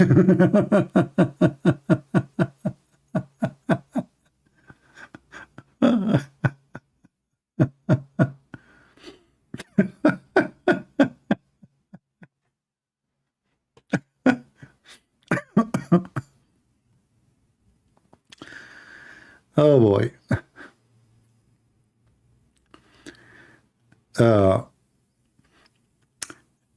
You know why Allah did not tell the Buraq that this is a prophet of Allah? So the Buraq, the donkey, he came to a mission. He do not know who he will pick up who. I mean, we have to admit that's, the story is very touchy. a donkey who do not know the value of the one who will ride him. How sad.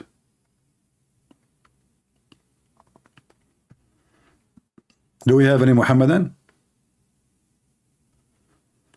Who is a Muhammadan would like to call us? I can show you the story and you can read with us. Anyone?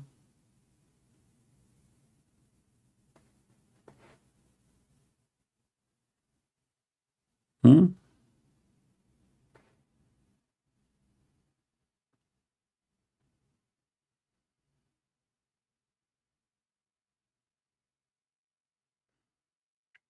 The video of Basim, I did make it unlisted for now because I don't want people to be confused about two live stream. So people will know we have only live stream for now. After I finish, I will put it back and we will go tomorrow as it's scheduled. All right? I just hide it for now so people won't be confused which stream he is going to go to. Because this is live and that live. Which one? So I did hide it. It's going to be back after I finish. Don't worry. Who is a Muslim here? Choose a topic. Which one? This, what we see in front of us? Uthman taking the wife of the Muslim brother? May Allah give him... You know, I want to say to this brother, listen.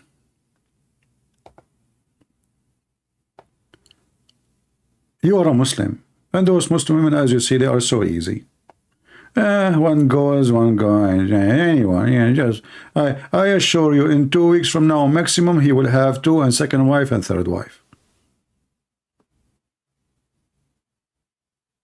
Right?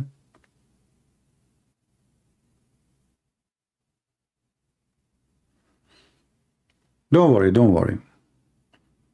Just be careful. Don't do what your prophet did, 6 years old. You go to jail in California. You know, in California, they might let it happen. There's a lot of liberals there. They say, you know, the guy is just horny. You know, they feel for you.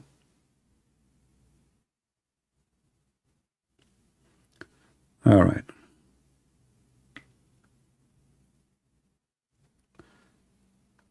Any Muhammadan?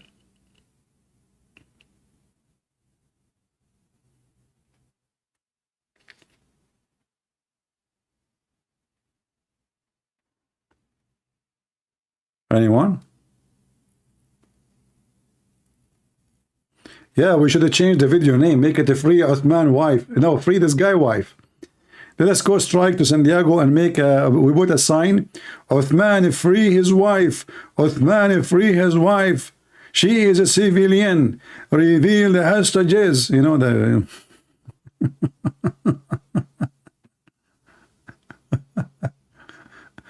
Oh boy. Oh man.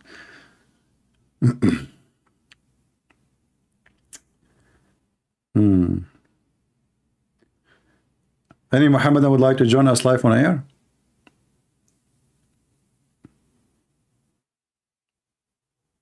Muhammad Yusuf, he is wearing his glasses and he's walking. You know, this is why he cannot talk now. What about you, the rest of Muslims?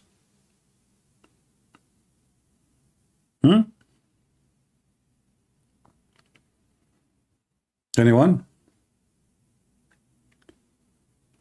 Do you see the comment or not?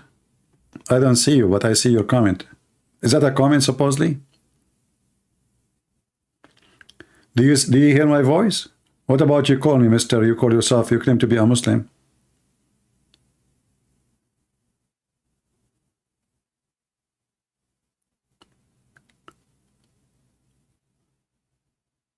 Can you describe Sunni versus Shia versus Abadi? You know, I mean, you see, all Islamic sect. I mean, if I want to describe in details, this is a big topic, but just to make it simple about Islamic sect, without just focusing in only 3, because by the way, those are not 3. Like Sunni is not one sect. Sunni, when we say Sunni, there's many sects, and even they kill each other. In case you do not know, like as an example, the Sufi. If I go right now to YouTube and I search for Sufi, you will find tons of videos made by Muslims. Sufi suppose they are Sunni.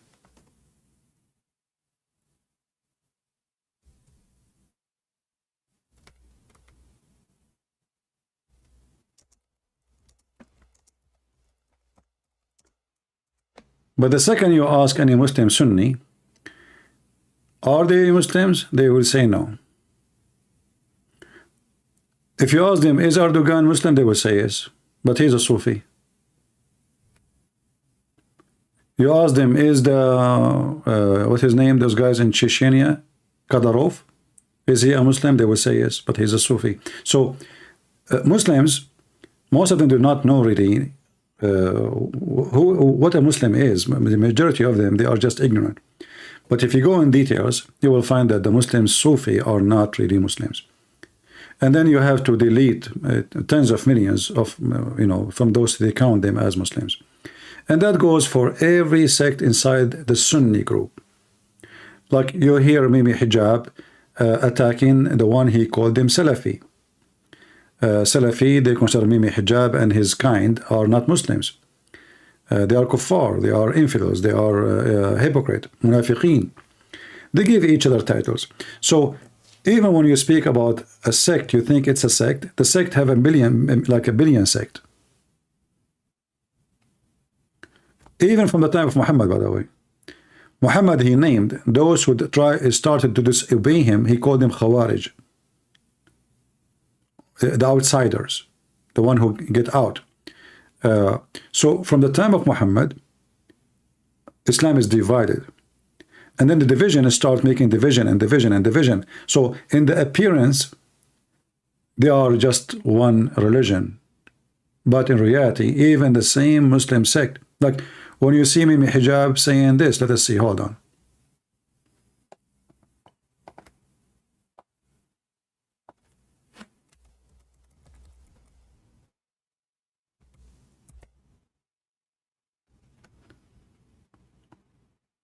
When Muhammad Hijab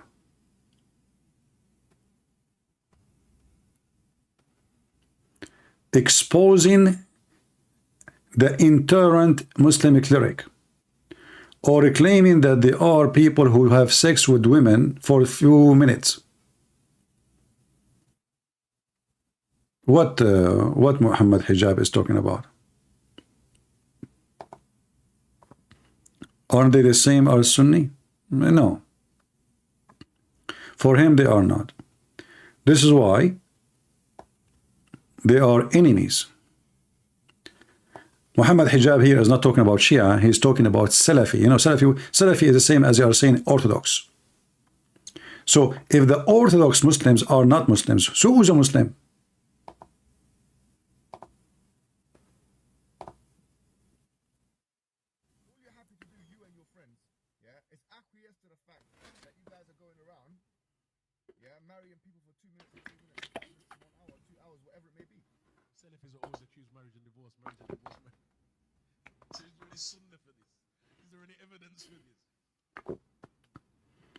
See?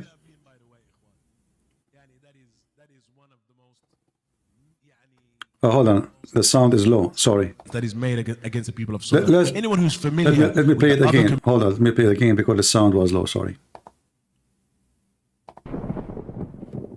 Now you can hear it. All you're happy to do, you and your friends, yeah, is acquiesce to the fact that you guys are going around, yeah, marrying people for 2 minutes and 3 minutes and 5 minutes and 1 hour, 2 hours, whatever it may be. Salafis are always accused marriage and divorce. So is there any sunnah for this? Is there any evidence for this? See? Get that being, by the way. He called them liar. Yani, that is one of the most hypocrites. Yani, one of the most evil statements that is made against the people of Sunnah. Anyone who's familiar with the other communities will know that the affair of divorce among them is far, far more disproportionate than among the people of Sunnah. But it is us who are highlighted, that is it. You notice the Salafi, they are calling them Sunnah. So now the Salafi, even they are considering themselves not Salafi, not Sunnah no more.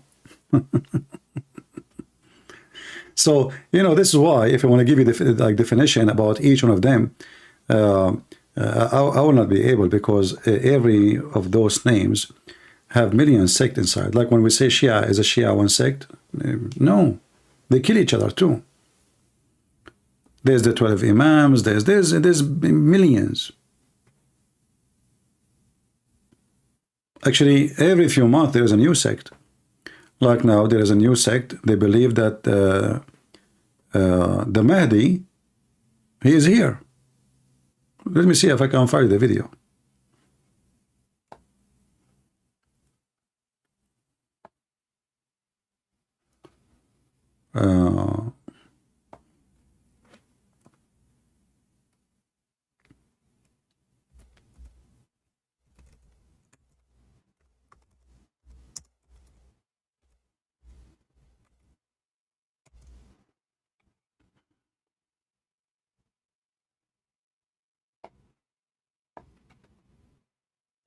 It is type in Arabic.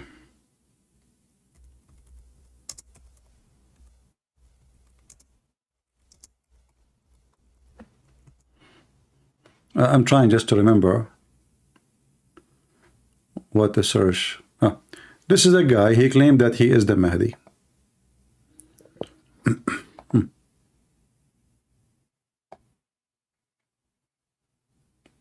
This is the Mahdi.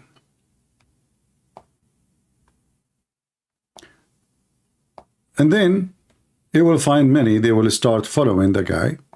There's tons of them. There's Mahdis every week, every 2 seconds, every 2 minutes, every 2 months, every, Mahdi everywhere. And then there's the one who is successful, he will make a group, and there's the one who is not. The same as the one who occupied the Kaaba, if you remember, many years ago, there's a guy who claimed to be the same, and he took over the Kaaba by weapon. He took with his fighters, and they occupied the Kaaba, and then the Saudi, they could not even take the Kaaba. They asked the American Marines. The American, they are the one who cleaned the Kaaba. They killed the guy. So this guy now, he's announcing that he's the Mahdi. It says here in the video, أقسم بالله إني المهدي المنتظر. I swear by Allah, I am the Mahdi, the one they are waiting for. Let us hear him. He looked like one actually. ورحمة الله وبركاته تعالى. إخواني بالله كنتوجه لجميع المسلمين، كل المسلمين كنكلم كل مسلم ومسلمة، أقسم بالله عز وجل إني عبد الله ونبيه ورسوله، إني المهدي المنتظر. He is saying, I swear by Allah, I am the messenger of Allah, I am the prophet of Allah, the one you are waiting for. Yeah. So as you see, I mean, this is messed up religion. I can show you tons of videos, I mean, about how many of them. So this guy now, I don't know how many people they will follow him, but if he found even 20, he have a new sect. Are you with me? If he was able to find just a 20 to follow him, 20, not 20,000, he have a new sect. So he's swearing that he is the Mahdi. البشرية ستتغير تغيرا Let me see, I'm trying to find you.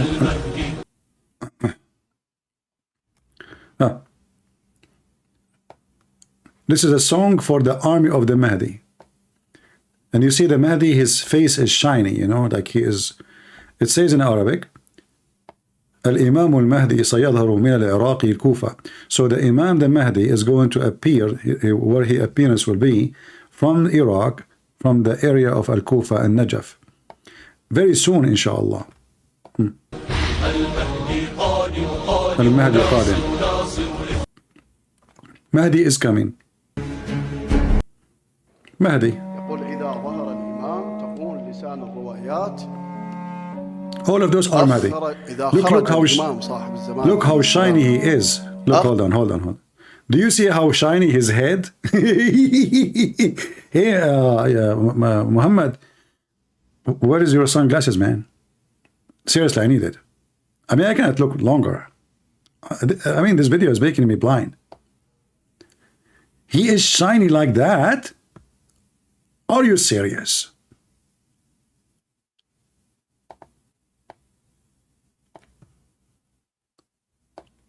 Look. And do you see how he walk? He don't walk like any human being. He's a Mahdi. Are you kidding me? أخرجت الأرض كنوزها وأنزلت السماء. And look at the music.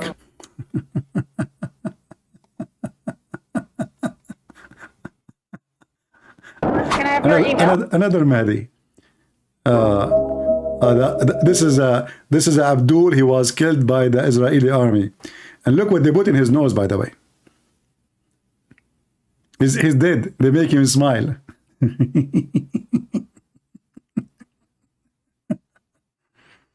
Anyway, it's a scandal. This is why actually I wanted to get those glasses from this guy. Let us see if I can show you.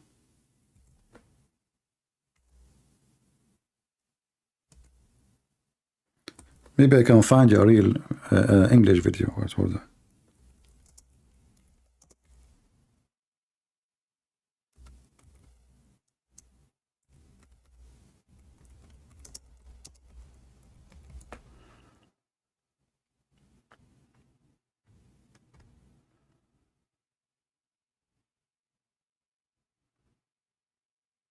This guy, the Mahdi appear. Okay, hold on. This guy, he claimed to be the Mahdi. You see, this is a Muslim TV show. This is a Muslim TV show. You know them, those Peace TV, Zakir Naik. So this guy, he is there, and he claimed in front of everybody that he is the Mahdi. Because the topic was going about Hazrat Isa, and everybody knows that Hazrat Isa alayhi salam is going to come back. I myself want to reveal something, that I myself is Imam Mehdi, and I am giving you the good news of the arrival of the... Look at the guy behind him. Look how he's looking at him. He want to kill him. Do you see the guy behind him? He said, I want to reveal to you that I am the Imam, the Mahdi. Let me zoom in. Do you see this guy here?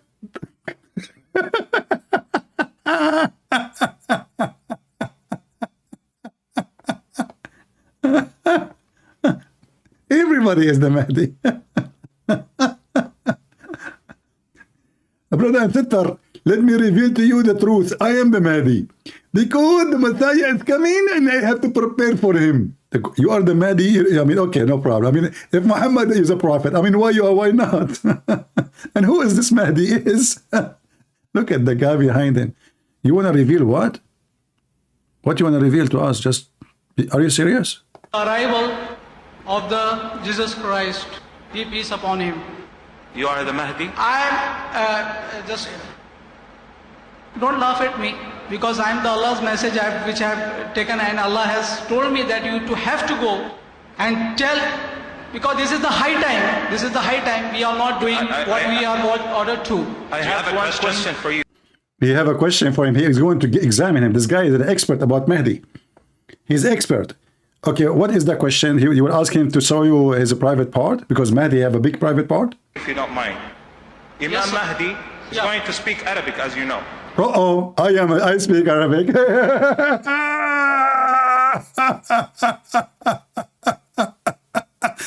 Imam Mahdi is going to speak Arabic, as you know. How you know? And why he speak Arabic only? He's racist? So if you speak Arabic, how you understand what he's saying? So, as you know, Imam Mahdi, he speak Arabic. Do you speak Arabic? This is just... To speak Arabic, as you know. The Muhammadan, hey, we got him busted. What if it was a Christian prince? What if it was a Christian prince claiming to be the Mahdi? You will say to him, you don't speak Arabic, I speak Arabic. I speak Arabic better than your prophet. I can sing for you in Arabic too. ظلموا ظلموا إيه محمد إيه ظلموا مسحوا جعلكوا بالأرض كمن مرمطوا ضربوا فلفلوا وشوية بودرة إيه غطوا إيه ركبوا ضربوا ضربوا. So if you speak Arabic, you are qualified to be the Mahdi. We have hundreds of millions of them. That's how you know who is the Mahdi, who is not. And the Muslim, they start like, wow, he got him busted, the brother.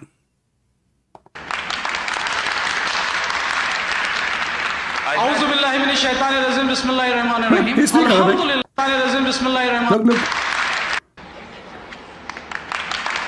Apparently, he knows Arabic supposedly. He's going to speak Arabic. Listen. The guy, he recite the Quran in Arabic, so, right? So, but he's saying to him, do you speak Arabic? So he started, Bismillah ar-Rahman ar-Rahim. Alhamdulillahi Rabbil Alameen. Like Abdul, he is saying to you, do you speak Arabic? Not recite the Quran. Do you know Arabic? So now, the first guy, supposedly, he got him busted. Do you speak Arabic? The Abdul gets so excited, he got him busted. Imam Mahdi is going to speak Arabic, as you know.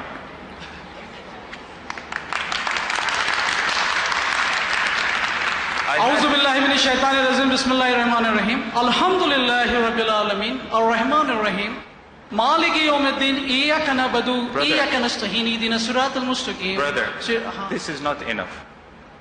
Every one of us, even the person who's Allah chooses as American as it could be, who accepted Islam yesterday, and he knows how to recite the Quran, could recite what we recited. But I'm going to tell you something. When I Look at this guy. This guy is saying, this is my religion. I lost my teeth to see this. I have only one tooth left. What I am seeing now, is that truly the Mahdi? Look like he's going to be a believer. You sound like one. I was in the US, I had a similar call, was surprisingly also from another Mahdi, but he was American. So he told me that I'm the Mahdi. So I asked him the same question. I told him, brother, do you speak Arabic? Mahdi is going to speak Arabic. He said, fortunately, no. So brother, please, if you don't mind, I think the question that I asked you was enough. And to be honest with you, as to just save faces, there is no need for more embarrassment. So if you don't mind, you can have a seat. I would like to tell you one more thing, because it's a big thing, that, hello, you are not listening to me? This is question and answer time. The only reason why I let it go on a little bit longer is because I wanted to see what would happen. I have not come here to... ضربوا ضربوا إيه محمد إيه ضربوا ترارا مهدي شرشحوا إيه محمد بالأرض مسحوا مهدوا سبكوا وبالعربي إيه شرمحوا بدلوا. So you have to speak Arabic. Guys, sorry, I'm going to retire early, and I will announce myself the Mahdi. I speak Arabic very well, in many dialects, in many accents. This is now how you test the guy. Okay, what if he's from Saudi Arabia? What you would say to him? Do you speak Arabic? Do you see how stupid this religion? So it's just a messed up. Who is even the Mahdi? Who is the Mahdi? Anyone knows who is the Mahdi? All is a fiction stories. The guy he don't fart. The guy, if he fail on his ass, he say Allahu Akbar. His mother, she gave birth to him from her thigh. Why from her vagina? She don't have a vagina? No, she don't have a vagina. They don't even know the name of the mother. Some they say Mary, some they say Nargis, some they say what, you know. And where is the Mahdi? He is in the cave. What cave? Why is in the cave? Isn't it cold there? Is he a Batman with the bat? You know, like, you know, in the darkness? في السرداب. You know? Yeah. So if you want to ask me about Islamic sect, here we go. This guy now, if some people believe in him, he created a new sect. If he is a little bit convincing, I assure you, there is many, they will, you know, they will believe and they will follow, and he can create a sect. And this is can happen the same in Christianity, by the way. I mean, there is many scammers and many liars. It's a business. However, in Islam, it's very messed up to the point there is no rules, there is no as an example, when Muhammad, he claimed to be a prophet. What is the proof that Muhammad is a prophet? No proof. A prophet, if you go and check the prophecies Muhammad he claimed, you will find that all those prophecies is written after the prophecy happened. They are written more than 200 to 300 years after Muhammad. So how we can be sure that Muhammad, he made a prophecy and the prophecy happened?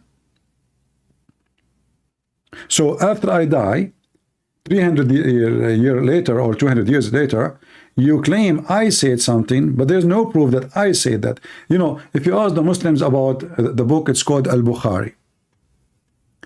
Do you have even the book of Al-Bukhari? How many times we say Al-Bukhari is the most authentic book for the Muhammadan, right? But do you know that they don't have a single page of Al-Bukhari? They don't.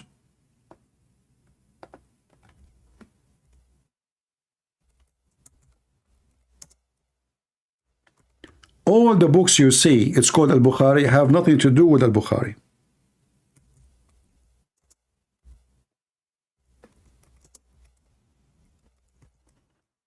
Just to show you.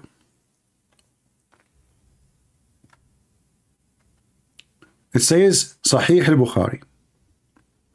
Okay, who is the one who wrote this book? They will say to you, but only the ignorant, they will say to you, Imam al-Bukhari, which is from Bukhara, which is not even an Arab. He don't speak Arabic. Suddenly he is the one who can remember like endless numbers of his stories about Muhammad, word by word, letter by letter, which is impossible. It's impossible for any man anywhere in the world to remember all those stories. Then you ask them, okay, where is the book of Al-Bukhari? Can you tell us where we can find Al-Bukhari? They say to you that those hadith are reported from a student of the student of a student of Al-Bukhari. But a student of a student of Al-Bukhari? You don't have the book of Al-Bukhari.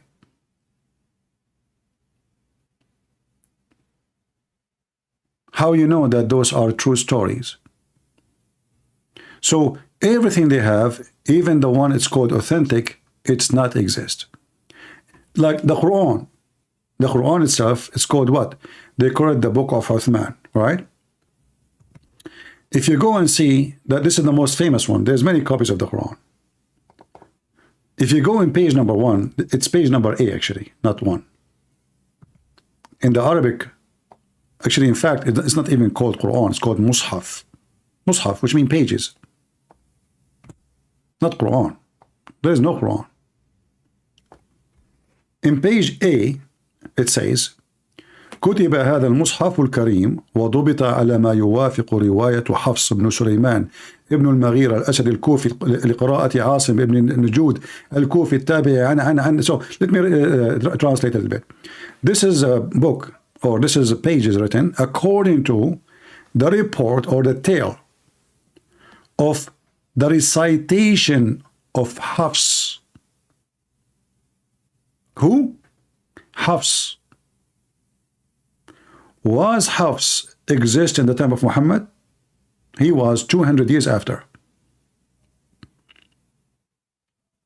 So according to Hafs, the son of Sulaiman, the son of Al-Maghira Al-Asadi Al-Kufi, according to the reading of Asim bin Abi Nujud, according to from Abi Abdurrahman Abdullah ibn Habib al-Sulma, according to Uthman, according to Ali, according to Zayd, according to Ibn Ka'b, according to the Prophet.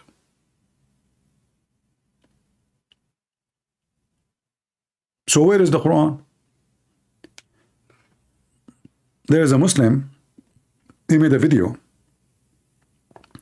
long time ago, and I don't know, he's a convert.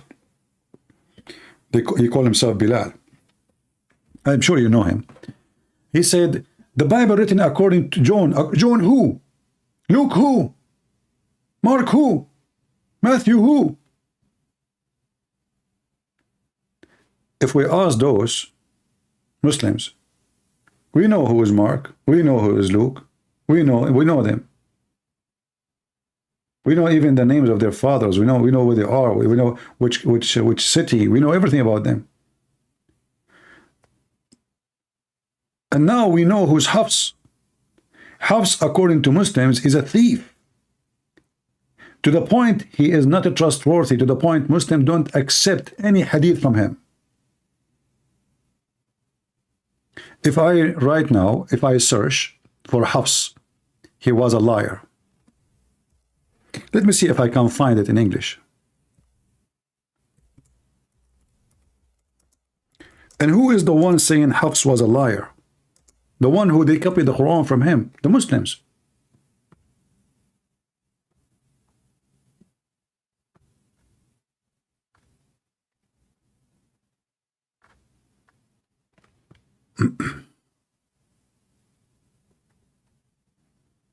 Let us see.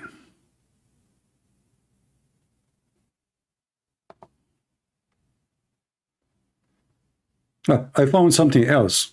I was looking for Hafs. You know, guys, Abu Huraira, the most famous man who report hadith of Muhammad, which supposedly al-Bukhari, he copied from him. He keeps saying Abu Huraira, Abu Huraira, Abu Dhar, Abu Huraira, Abu Dhar. Those are two trashy Arab, homeless, who accompany somebody for free food. I am sure you saw many of those people. That exists in our society always. Like if you are a person who, generous and you have money, they accompany you wherever you go, so you can have a free meal. Look what I found.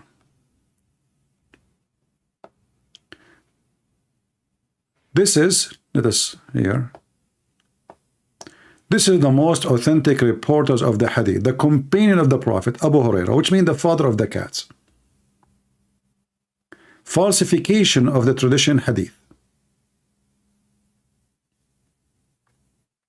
And obviously, we can read here the rest. I do not need to read it.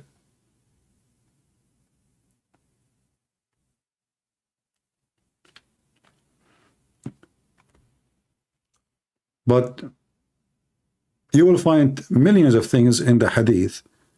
It's so stupid, it's so silly, it's so dummy.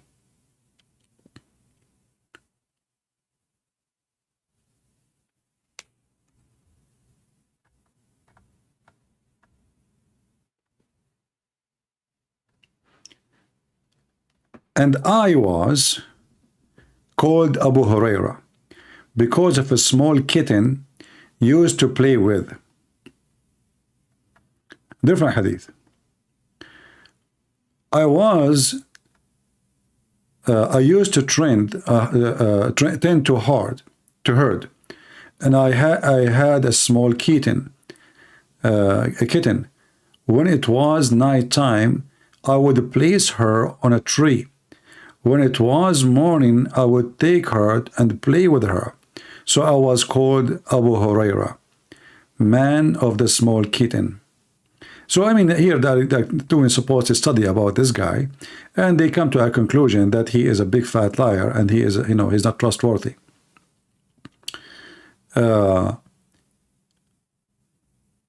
She used to let him work for her during the time of the Prophet. Then he married her. After that, when Marwan, between two brackets, Marwan al-Hakam, he used to let him to be in charge of Medina during the time of Muawiyah in his, etc. Yeah. They are bashing the guy. Here you will see,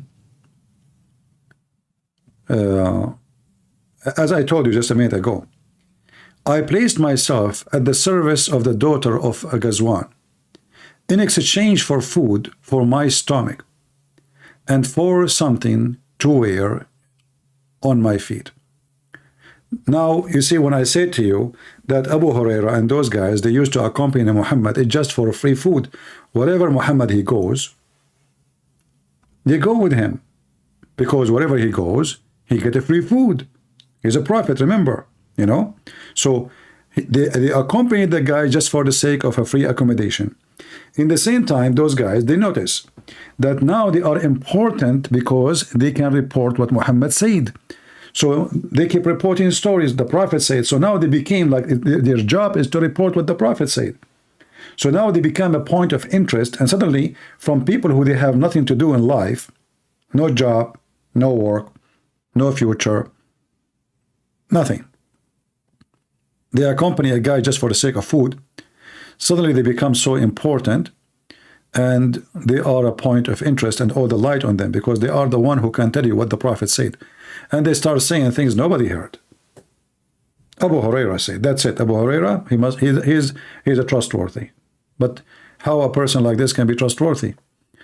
So I mean, this article is all about this. You know, if you want, I can share it with you. And the same for the rest. And now, if you ask yourself why they are attacking Abu Huraira, Abu Huraira is approved by Sunni in general. Is this approved by Shia? Unless Abu Huraira, he says something good about Ali. If Abu Huraira, he say good stuff about Ali, then Abu Huraira will be good for them. And here you notice that Muslims are dishonest. So they frame you, all of them. They frame the guy, they bully the guy, just because he is not saying good words about their man. If he says some hadith, they are good about Ali, then he is good. Are you with me? They are like Mimi Hijab. If somebody says to Mimi Hijab, what you are doing is wrong, Mimi Hijab will start bullying you forever. This is what you do with Muslims. Just tell him you are wrong. He will stack you. So Shia and Sunni are the same. They approve any person who go with their mood, regardless if he is honest or he is trashy or he is truthful or not. Support what they say, they are good. You are good. But if you are good for them, you will be not good for others. And this is the case for all Muslims.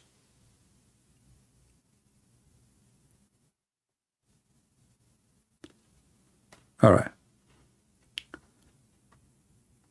So all of those, the article, let me pause the article for you in case you are interested to read. But always take into consideration too that those who they are making the article, they are liars too. You know what I mean? We cannot take, this is an article written by Shia. We cannot take what they are saying to be accurate. They are liars too. Actually, the Shia, they are big fat liars. Nobody lies as much as the Shia do. They beat the Sunni. So you cannot take what Muslim Sunni they say, and you cannot take what Muslim Shia they say. In fact, there's a guy, he made 100 video to refute me. 100 video. 99.99 of them is what? This guy in the hadith, his name is well known to be a liar. This hadith reported from this to this to this to this, and this guy is well known to be a liar. Therefore, the hadith is not accepted. Yeah, that's it. So even the Muslim Sunni, in order to refute an accusation against the Prophet, they are willing to accuse one of their good men to get away with it. So they themselves, the Muslim Sunni, they accuse even their good Sunni. They are good in their book. They accuse them to be a liar in order to get away with it.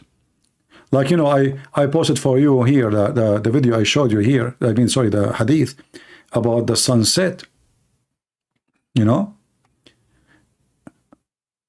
the Muslims will find something wrong with the reporter. They will look for anyone.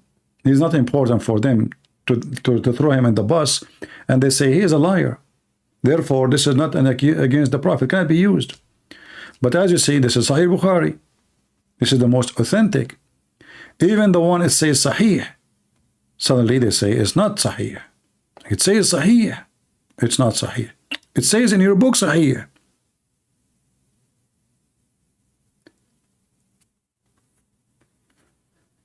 So if you want to study Islamic sect, I say to you, don't waste your time, because there are endless numbers of them.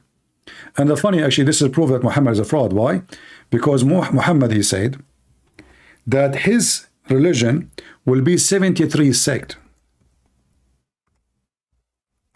But nobody can count how many Islamic sect there is. I remember once a Shaykh, he said to me, how you can explain to me, if you have the right faith, that Christianity is divided very much. You have Orthodox, you have Catholic, you have a Protestant. He said, if your religion is true, then you will not have division. I said, okay, that's fine. This is your logic. I will go with it. I said, who is the most religion is divided? He said, the Christianity. I said, are you sure? He said, yeah, I'm sure. And then I got him busted, as you see. Muhammad, he said clearly that the most divided religion is Islam. Only one sect of the 73 sect in Islam, they will go to heaven. Only one. So the Christians and the Jews, they will be 71, 72. But the Muslim will be 73. And one of them only will go to heaven. Which one? Each one of those 73 claim that they are the correct one. Each one of them. However, there is not 73. There is all say 7,000. We don't know. Nobody knows. Nobody knows. I mean, you have to spend, because you see, you cannot even count how many, because by the time you finish your study, there will be like 100, 200 new sect. You know what I'm saying? It's like, yeah, it's not like, you know, like, oh, there's enough sect and that's it, they are done. Always there is a new sect. So by the time you you finish your study to count how many Islamic sect there is, you will find yourself, you have to start from zero again, because there's many baby sect. They're just born by the time you finish your study. In Christianity, Jesus never said that we will be many sect. He never said that only one sect will go to heaven. He never promotes he never promote division. He never said that one group is mine, other group not. Whoever believe in me and I will live. That is the condition of the Messiah. This is why I say always, for those who divide us and they make lecturers and they spit at each other, you know, like he's a Catholic, he's spit at the Protestant or vice versa. Those are, you know, even if they are supposedly thinking that they are good people, you know, they are doing very, very ugly, evil act. Because it's not your sect will save you, it's Jesus. Sect have nothing to do with the Messiah. Those who they are obsessed with sect, they are not following Jesus. They are following sect. They are defending sect. If you believe in Jesus, then you should know that no sect can save you. No bishop, no Christian prince, no pope, nobody, no Mary, no Peter, nobody. And by the way, they will find you verses. They will say to you, Jesus said, whatever Peter he write, you know, like he put down, is going to be written in heaven. That is to give him authority to establish the church. This is not about he is in charge of who go to heaven, who's not.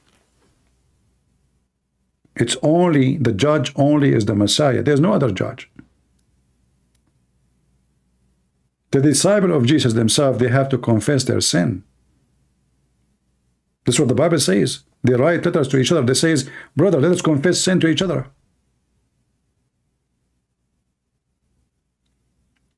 So, we knew who is our Savior, and we don't care how many sects there is, and I will never follow a sect. Because the second I follow a sect, I am not following the Messiah. I follow the opinion of a man. And maybe this man is even maybe evil. He is trying to, you know, just control my mind, my pocket, my money, give us donation, you know. He want to make himself like he is the center to replace Jesus. There is many religious men, or let's say religion is their business. They try to replace the Messiah to be the center of faith. And you forget who is your Lord and who is your Savior. Avoid those people.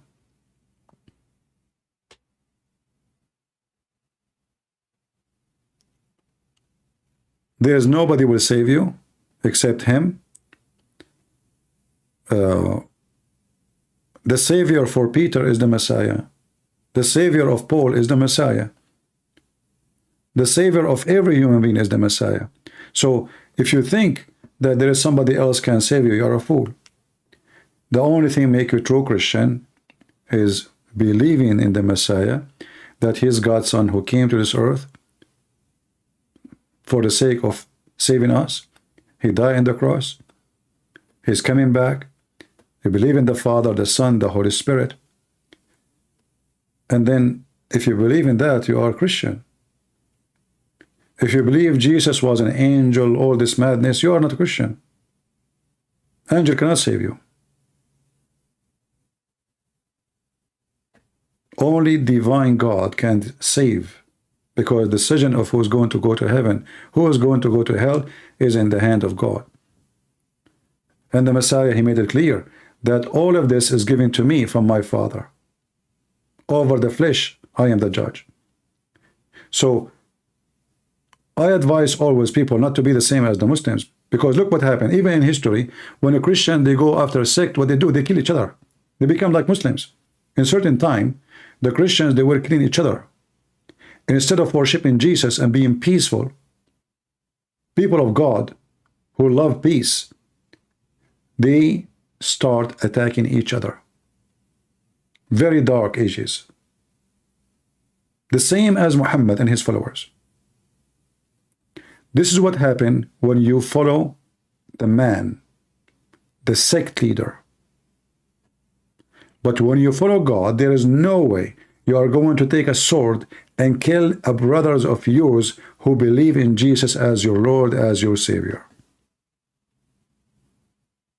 Even if he's wrong, there's no way I'm going to kill him.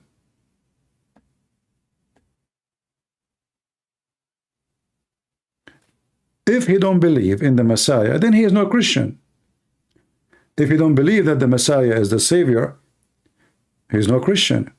But if you have an icon, okay, well, okay, even if I believe it's an icon is wrong, but still that does not make him not a Christian.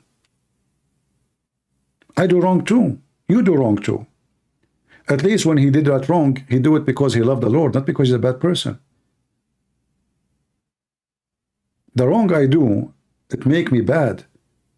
If the wrong he did is about having a picture, well, the picture represent the person he loved, which is for the Lord. He is, even he is wrong, but still his wrong is better than mine. What about the wrong we do? Fornication and jealousy and temptation and money and gossip and lying and you name it. We don't want to be the same as the Pharisees, who they see the little one.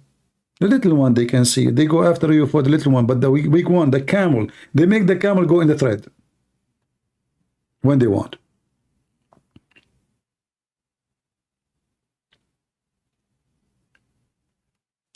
We cannot unite it with the Muslims because Muslims worship different God, same as Mormon and those, like Jehovah's Witnesses. Those are not, they are not believers.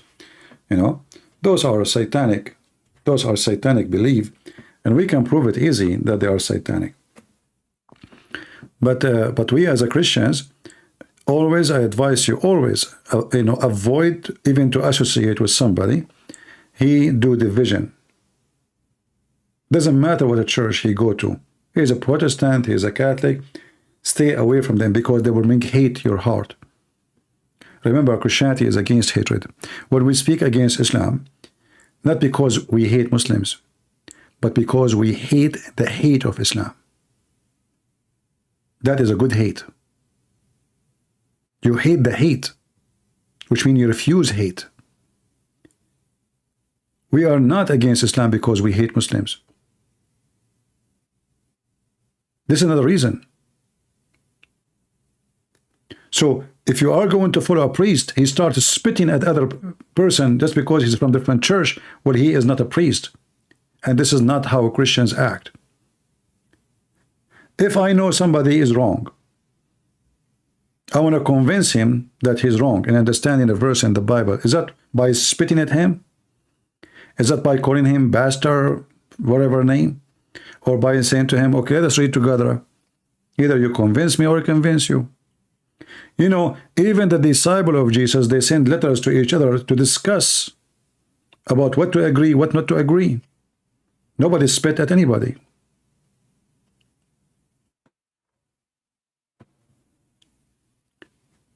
So always we have to be vigilant and we have to be smart. Otherwise, we will follow the trend, you know, and the devil is waiting for us for division. The whole world is divided. So what you see, the Messiah, he says, if the salt is damaged, how we can give a flavor to this, you know, to the food, to the earth. You are the salt of the earth. So what kind of salt the salt will be? This salt, in order to be accepted, it have to be clean, white, pure, no sand in it, no dirt in it, no hatred, no evil. Because if you have any of those, instead of being salt, you will become poison. And always hatred kill its own hater. Because you cannot even imagine anything around you without seeing hatred. So if you hate somebody as a Catholic just because he's a Catholic, I mean, you are not even alive. You are the same as Muslims. You became evil. Why you hate him? Where is the Christ on you? So you go around and you tell people, you know, Jesus says, love your enemy, and then you hate a Christian? Oh, he's not a Christian, he's a Catholic. No, he's a Christian. Protestant are Christians. Orthodox are Christians. All those three schools are Christians, because the Christian is the one who believes in Jesus as Savior. If you notice all the differentiation between them, you will see how silly, how stupid it is. This is why I say that those who they are fighting together about so-called faith between them, they are silly, either they are stupid, or they are evil, or they are seeking their own glory to make a gang. People who love Jesus, not only they praise Jesus by their mouth, they praise you for having you as a brother. And when you are wrong, they just rebuke you, but they will not spit at you. They will not cast stones at you. They will try to help you to understand. If you decide to become a believer, then we will not associate with you. As simple as that. But you don't save a person by throwing rocks, by calling names. So unity, my friend, is a medicine for everything. Actually, you see, everything in life is about unity. If a man, what is marriage in Christianity? Unity. Why in Islam they don't have unity? This is why everything is upside down. When your marriage is not a unity, you don't have a marriage no more. What unity mean? Unity mean I don't feel like my wife is different person. I feel like we are one. We are one in good, we are one in bad, which means when we are healthy, wealthy, we are happy together, and when we go down, we stay together. We are poor, we are sick, we are hungry, we still stay together. We don't leave each other. We are loyal. Why? Because we are in unity with God. So unity with God will make you a powerful person. When you lose the unity, you lost everything. Not only unity with others, even unity with yourself. You see, every one of us, he have multi-person. It's true. You have a person inside you who want to sleep with women. You have other person inside you who says this is wrong. You have a person inside you who want to have more money. You have a person inside you who says, you know what, I'm okay. I mean, what money will do to me? I'm fine now. There's a person inside you, he's jealous. He's a friend, he have a big house. You don't have a big house. He want to have that house. Or maybe you have a wife, you want to take his wife. You're willing even to kill him so you can get the wife. You have many person inside you. And all those person inside you, they can disappear if your person is in unity with God. Because then none of them will appear to you. The cheater person inside you will not appear, will not even dare. The liar person inside you will not dare to lie. The second you lose your unity with the Lord, you are doomed. How many people they threaten me to kill me every day? If you are me, maybe you will be worried about even walking in the street. I don't care. I fear nobody. For a very simple reason. I am a believer and I have a unity with my faith and my Lord. For I believe that the one who gave me my life, whatever my life will be, today or after death, is going to be with the Lord. When you have unity, you have no fear. Oh, by the way, I want to say thank you for a sister. She sent me an email. She is an old, respected lady. She invited me for Thanksgiving meal. For sure, I live far away from her. I will be honored to meet her and her family, her husband, and children. But I am really glad that there's people who care and they think about me, and I really appreciate them. And this is what makes us really a family. When you feel that you are not really alone, there's many people care for you, and there's many people think about you. And this is what Christianity is about. It's about somebody love you for the sake of the Lord, for the sake of the Lord, not because of you. For we are family because we have unity. So unity is wonderful. Sometimes actually I ask myself, what if the Christians able to establish like a big organization, a bank? What that bank will do? Not to make a profit, no. What about there's a bank where Christians support each other? So each month we save money and we put it there in the bank, and that bank will be called the Bank of Unity. So when there's a children who is needed school in Indonesia, we send them money. When there's a child, he is in Africa, he cannot go to school, we send him from that bank money. That bank is the Bank of Unity of love. Now, this is just an imaginary idea. Me, myself, I cannot do it.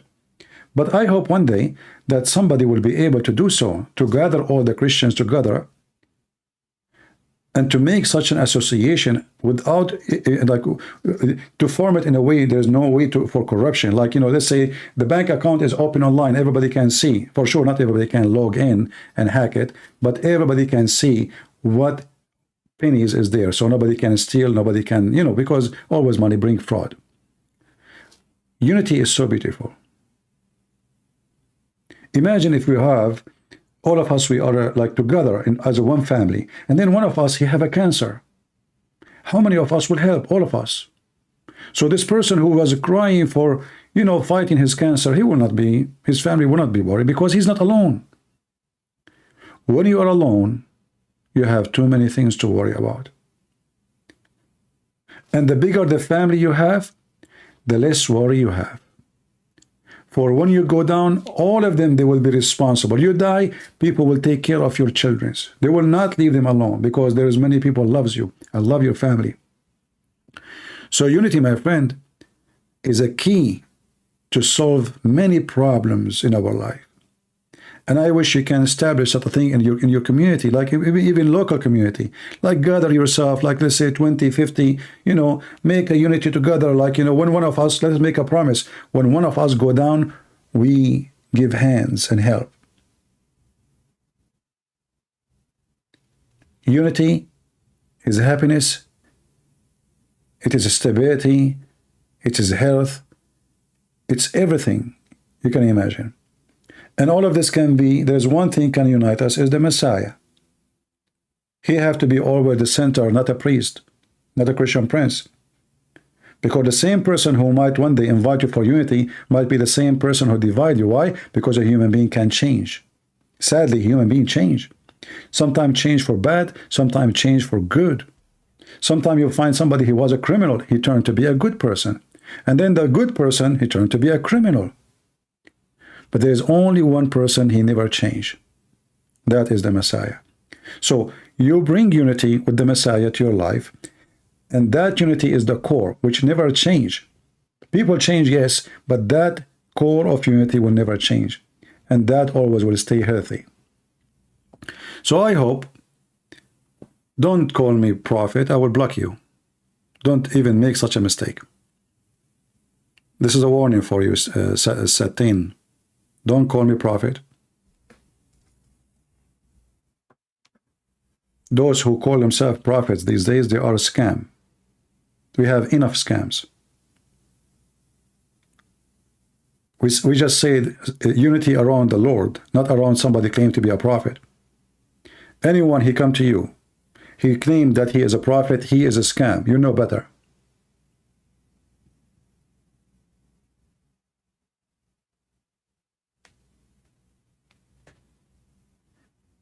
Do we agree? Those who they are seeking position, they are not leaders. This is why the Messiah, he did what? He washed the feet of his disciple when they said to him, Lord, what are you doing? You are our Lord. You are our God. We worship you. You want to wash our feet? What the Lord, he said to them. This is how you know. Who is the leader? The leader is a servant, is not a leader. We do not need prophets. We do not need bosses. We need a servant. The more you serve, the more you lead. Because you lead by your service, not by your command. So be aware of false teachers, be aware of false leaders, for they are leading you to hell. And I always invite you to be, united with the Lord, because that will bring happiness to your family, with your children, with your wife. It's, all of us, we commit sin. Anyone, if you might hear somebody, I don't pray online and say praise to the Lord, etc. I don't, because, simply if I want to pray, I pray by my own.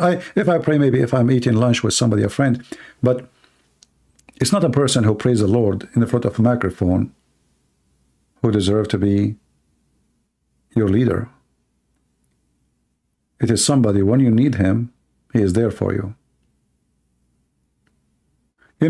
Sadly in my case, because I don't trust, I have millions of enemies, literally millions. I'm not exaggerating, you know that. Otherwise, I will be happy to meet many of you and to be, but because of what I do, is the story is different.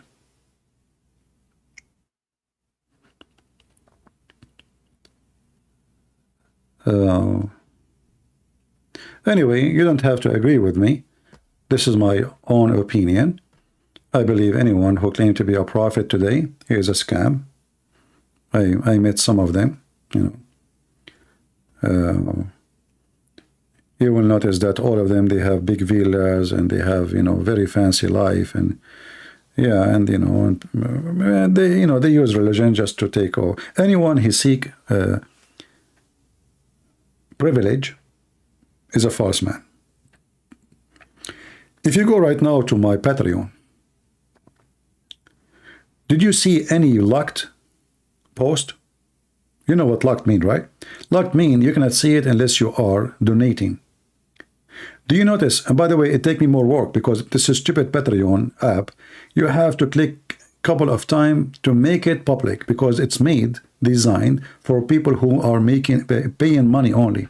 So each time I want to make a post, I have to click a couple of times to be sure that everybody can see it, even without signing in Patreon.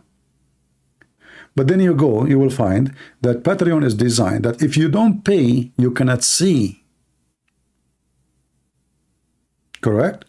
If you don't pay, there's a membership. If you don't pay, you cannot see. If you go to my page, you will see. You pay, you don't pay, you can see. It's free.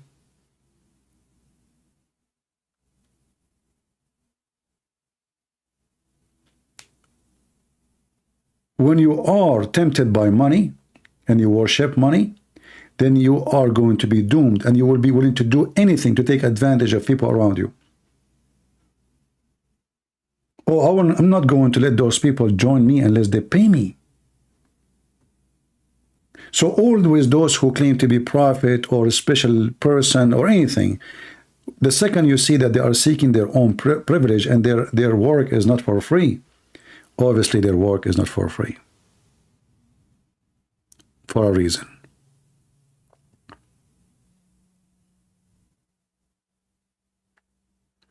Well, my books from Amazon, I mean, this is my work, and you don't have to buy it in order to learn. I sat with you here for many hours. How many hours I sit a day?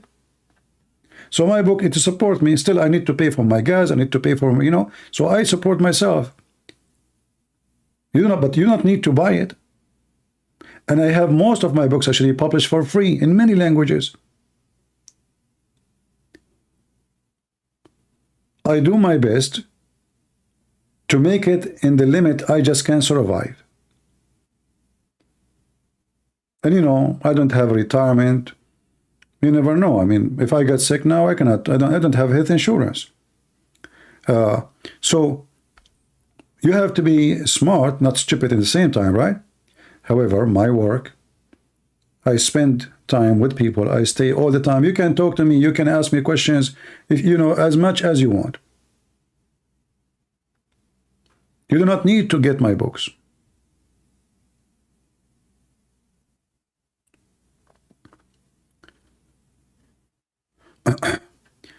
I lost one video, went private. Maybe my mistake.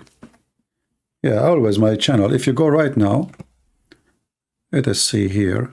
If I go in Patreon. Anyway, you know, Patreon is not even, you don't even need to be in Patreon because my videos is the same as here. It's here. Isn't it always open anyway?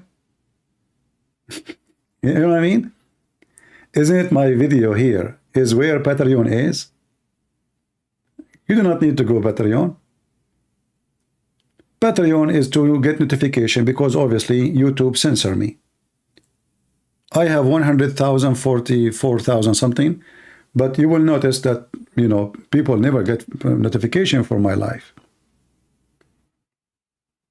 I am not from the one who is YouTube happy with.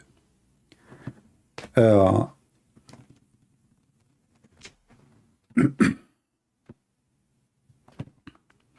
don't have PayPal. I don't have. Anyway, guys, I don't want to talk about donation, but I'm just giving you an example. The only thing we have is Patreon. But anyway, unity is very important. Anytime you sit with somebody, and especially, usually, the one who divides you is the ignorant man. I don't want to use the word stupid, but sadly, I have to use it. It is the stupid man who make you feel division, who lead you into division. He is so stupid to the point he cannot see farther than his fingers. He cannot see how important for us as a Christians to be united so they can overcome all the evil around us. How many enemies they hate Christianity. The communist, the socialist, the Islamic, I mean, you name it, we have billions of people, they are at war with the Christianity, literally. And yet, instead of seeing how important it is to be united so we can stand for the danger, what we do? We divide our house. So we become weaker and weaker and weaker, and then the devil take us like a piece of cake one by one. This is why I say to you that the one who divides you is just an idiot. Even if he think he is serving God.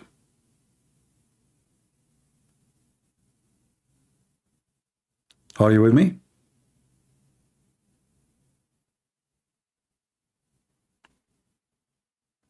The more divided we are, the more there is doors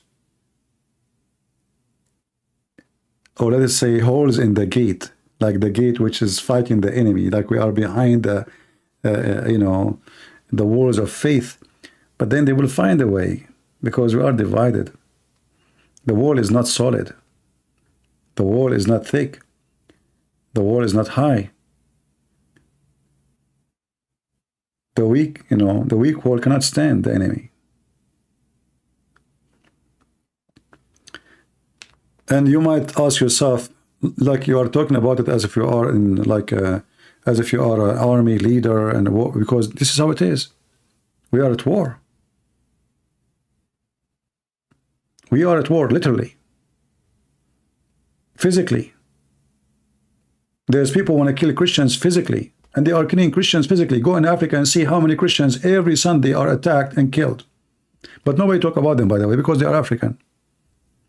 If they attack in America, the whole world will talk about them. If they attack in Gaza, those are the white ones, you know, right away everybody speak about them. But the poor black people, you know, they slaughter, you know, in Mozambique, etc. Like 50 Christians killed in the church. Did you hear about them? Nobody talk about them. Because they are African. They don't have the money of the oil of Saudi Arabia. They don't have the support of Brunei and Qatar, and you know, they don't have. Those, they own all the medias in the West. They own even your football, you know, teams. They are buying everything in Europe in their way. This is why you see the huge impact they are doing in the society. Journalists work for them. Journalists, their name is James, not their name is Muhammad. Money is very powerful. So they have a lot of tools to fight you. Instead of making unity to fight this massive evil power coming to you, what do? You divide yourself from the fellow Christians. This is what I call a stupid move. So we as a Christian should be united with people in Africa. Those are our brothers and sisters. Color does not change anything. We should feel for them. We should stand with them. We should support them. Same as people in Asia or anywhere. But doesn't mean, by the way, if you are white, people will not support you. No, because support always is exchange. You know, you will see right now in Europe, people preaching the Gospels, they are African.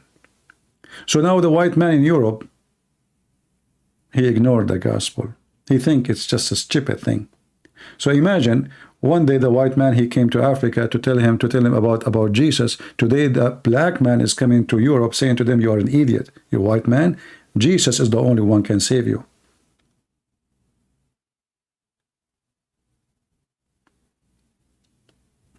I told you before a story about a European man. He went to Brazil.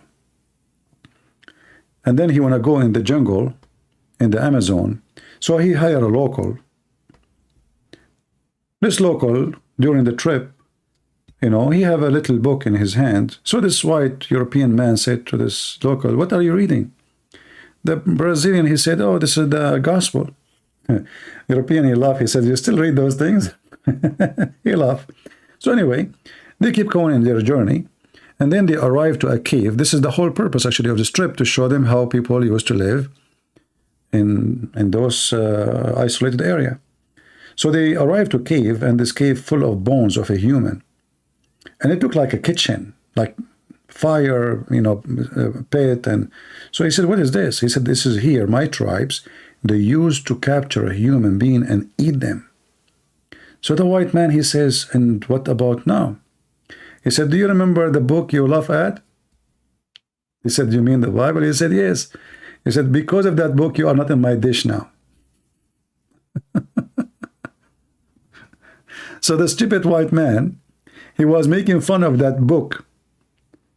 But you do not know that if he came to this area and this book is not there yet, and those people don't believe in that book, he will be eaten and he will be cooked, literally. This is why it's very important for us as a Christian to spread the, the good news. At the same time, when we spread it, we spread unity, not division. Because if we spread the good news and we spread with it division, so what is the good news?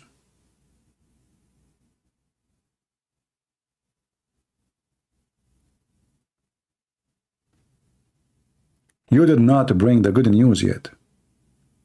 The good news, the true good news, is to be united with the Lord, to be a family wherever we are, to love our Christian fellow. It doesn't matter what the church name. And if we don't agree about something with him, we discuss it with love, not with hatred, not with cursing.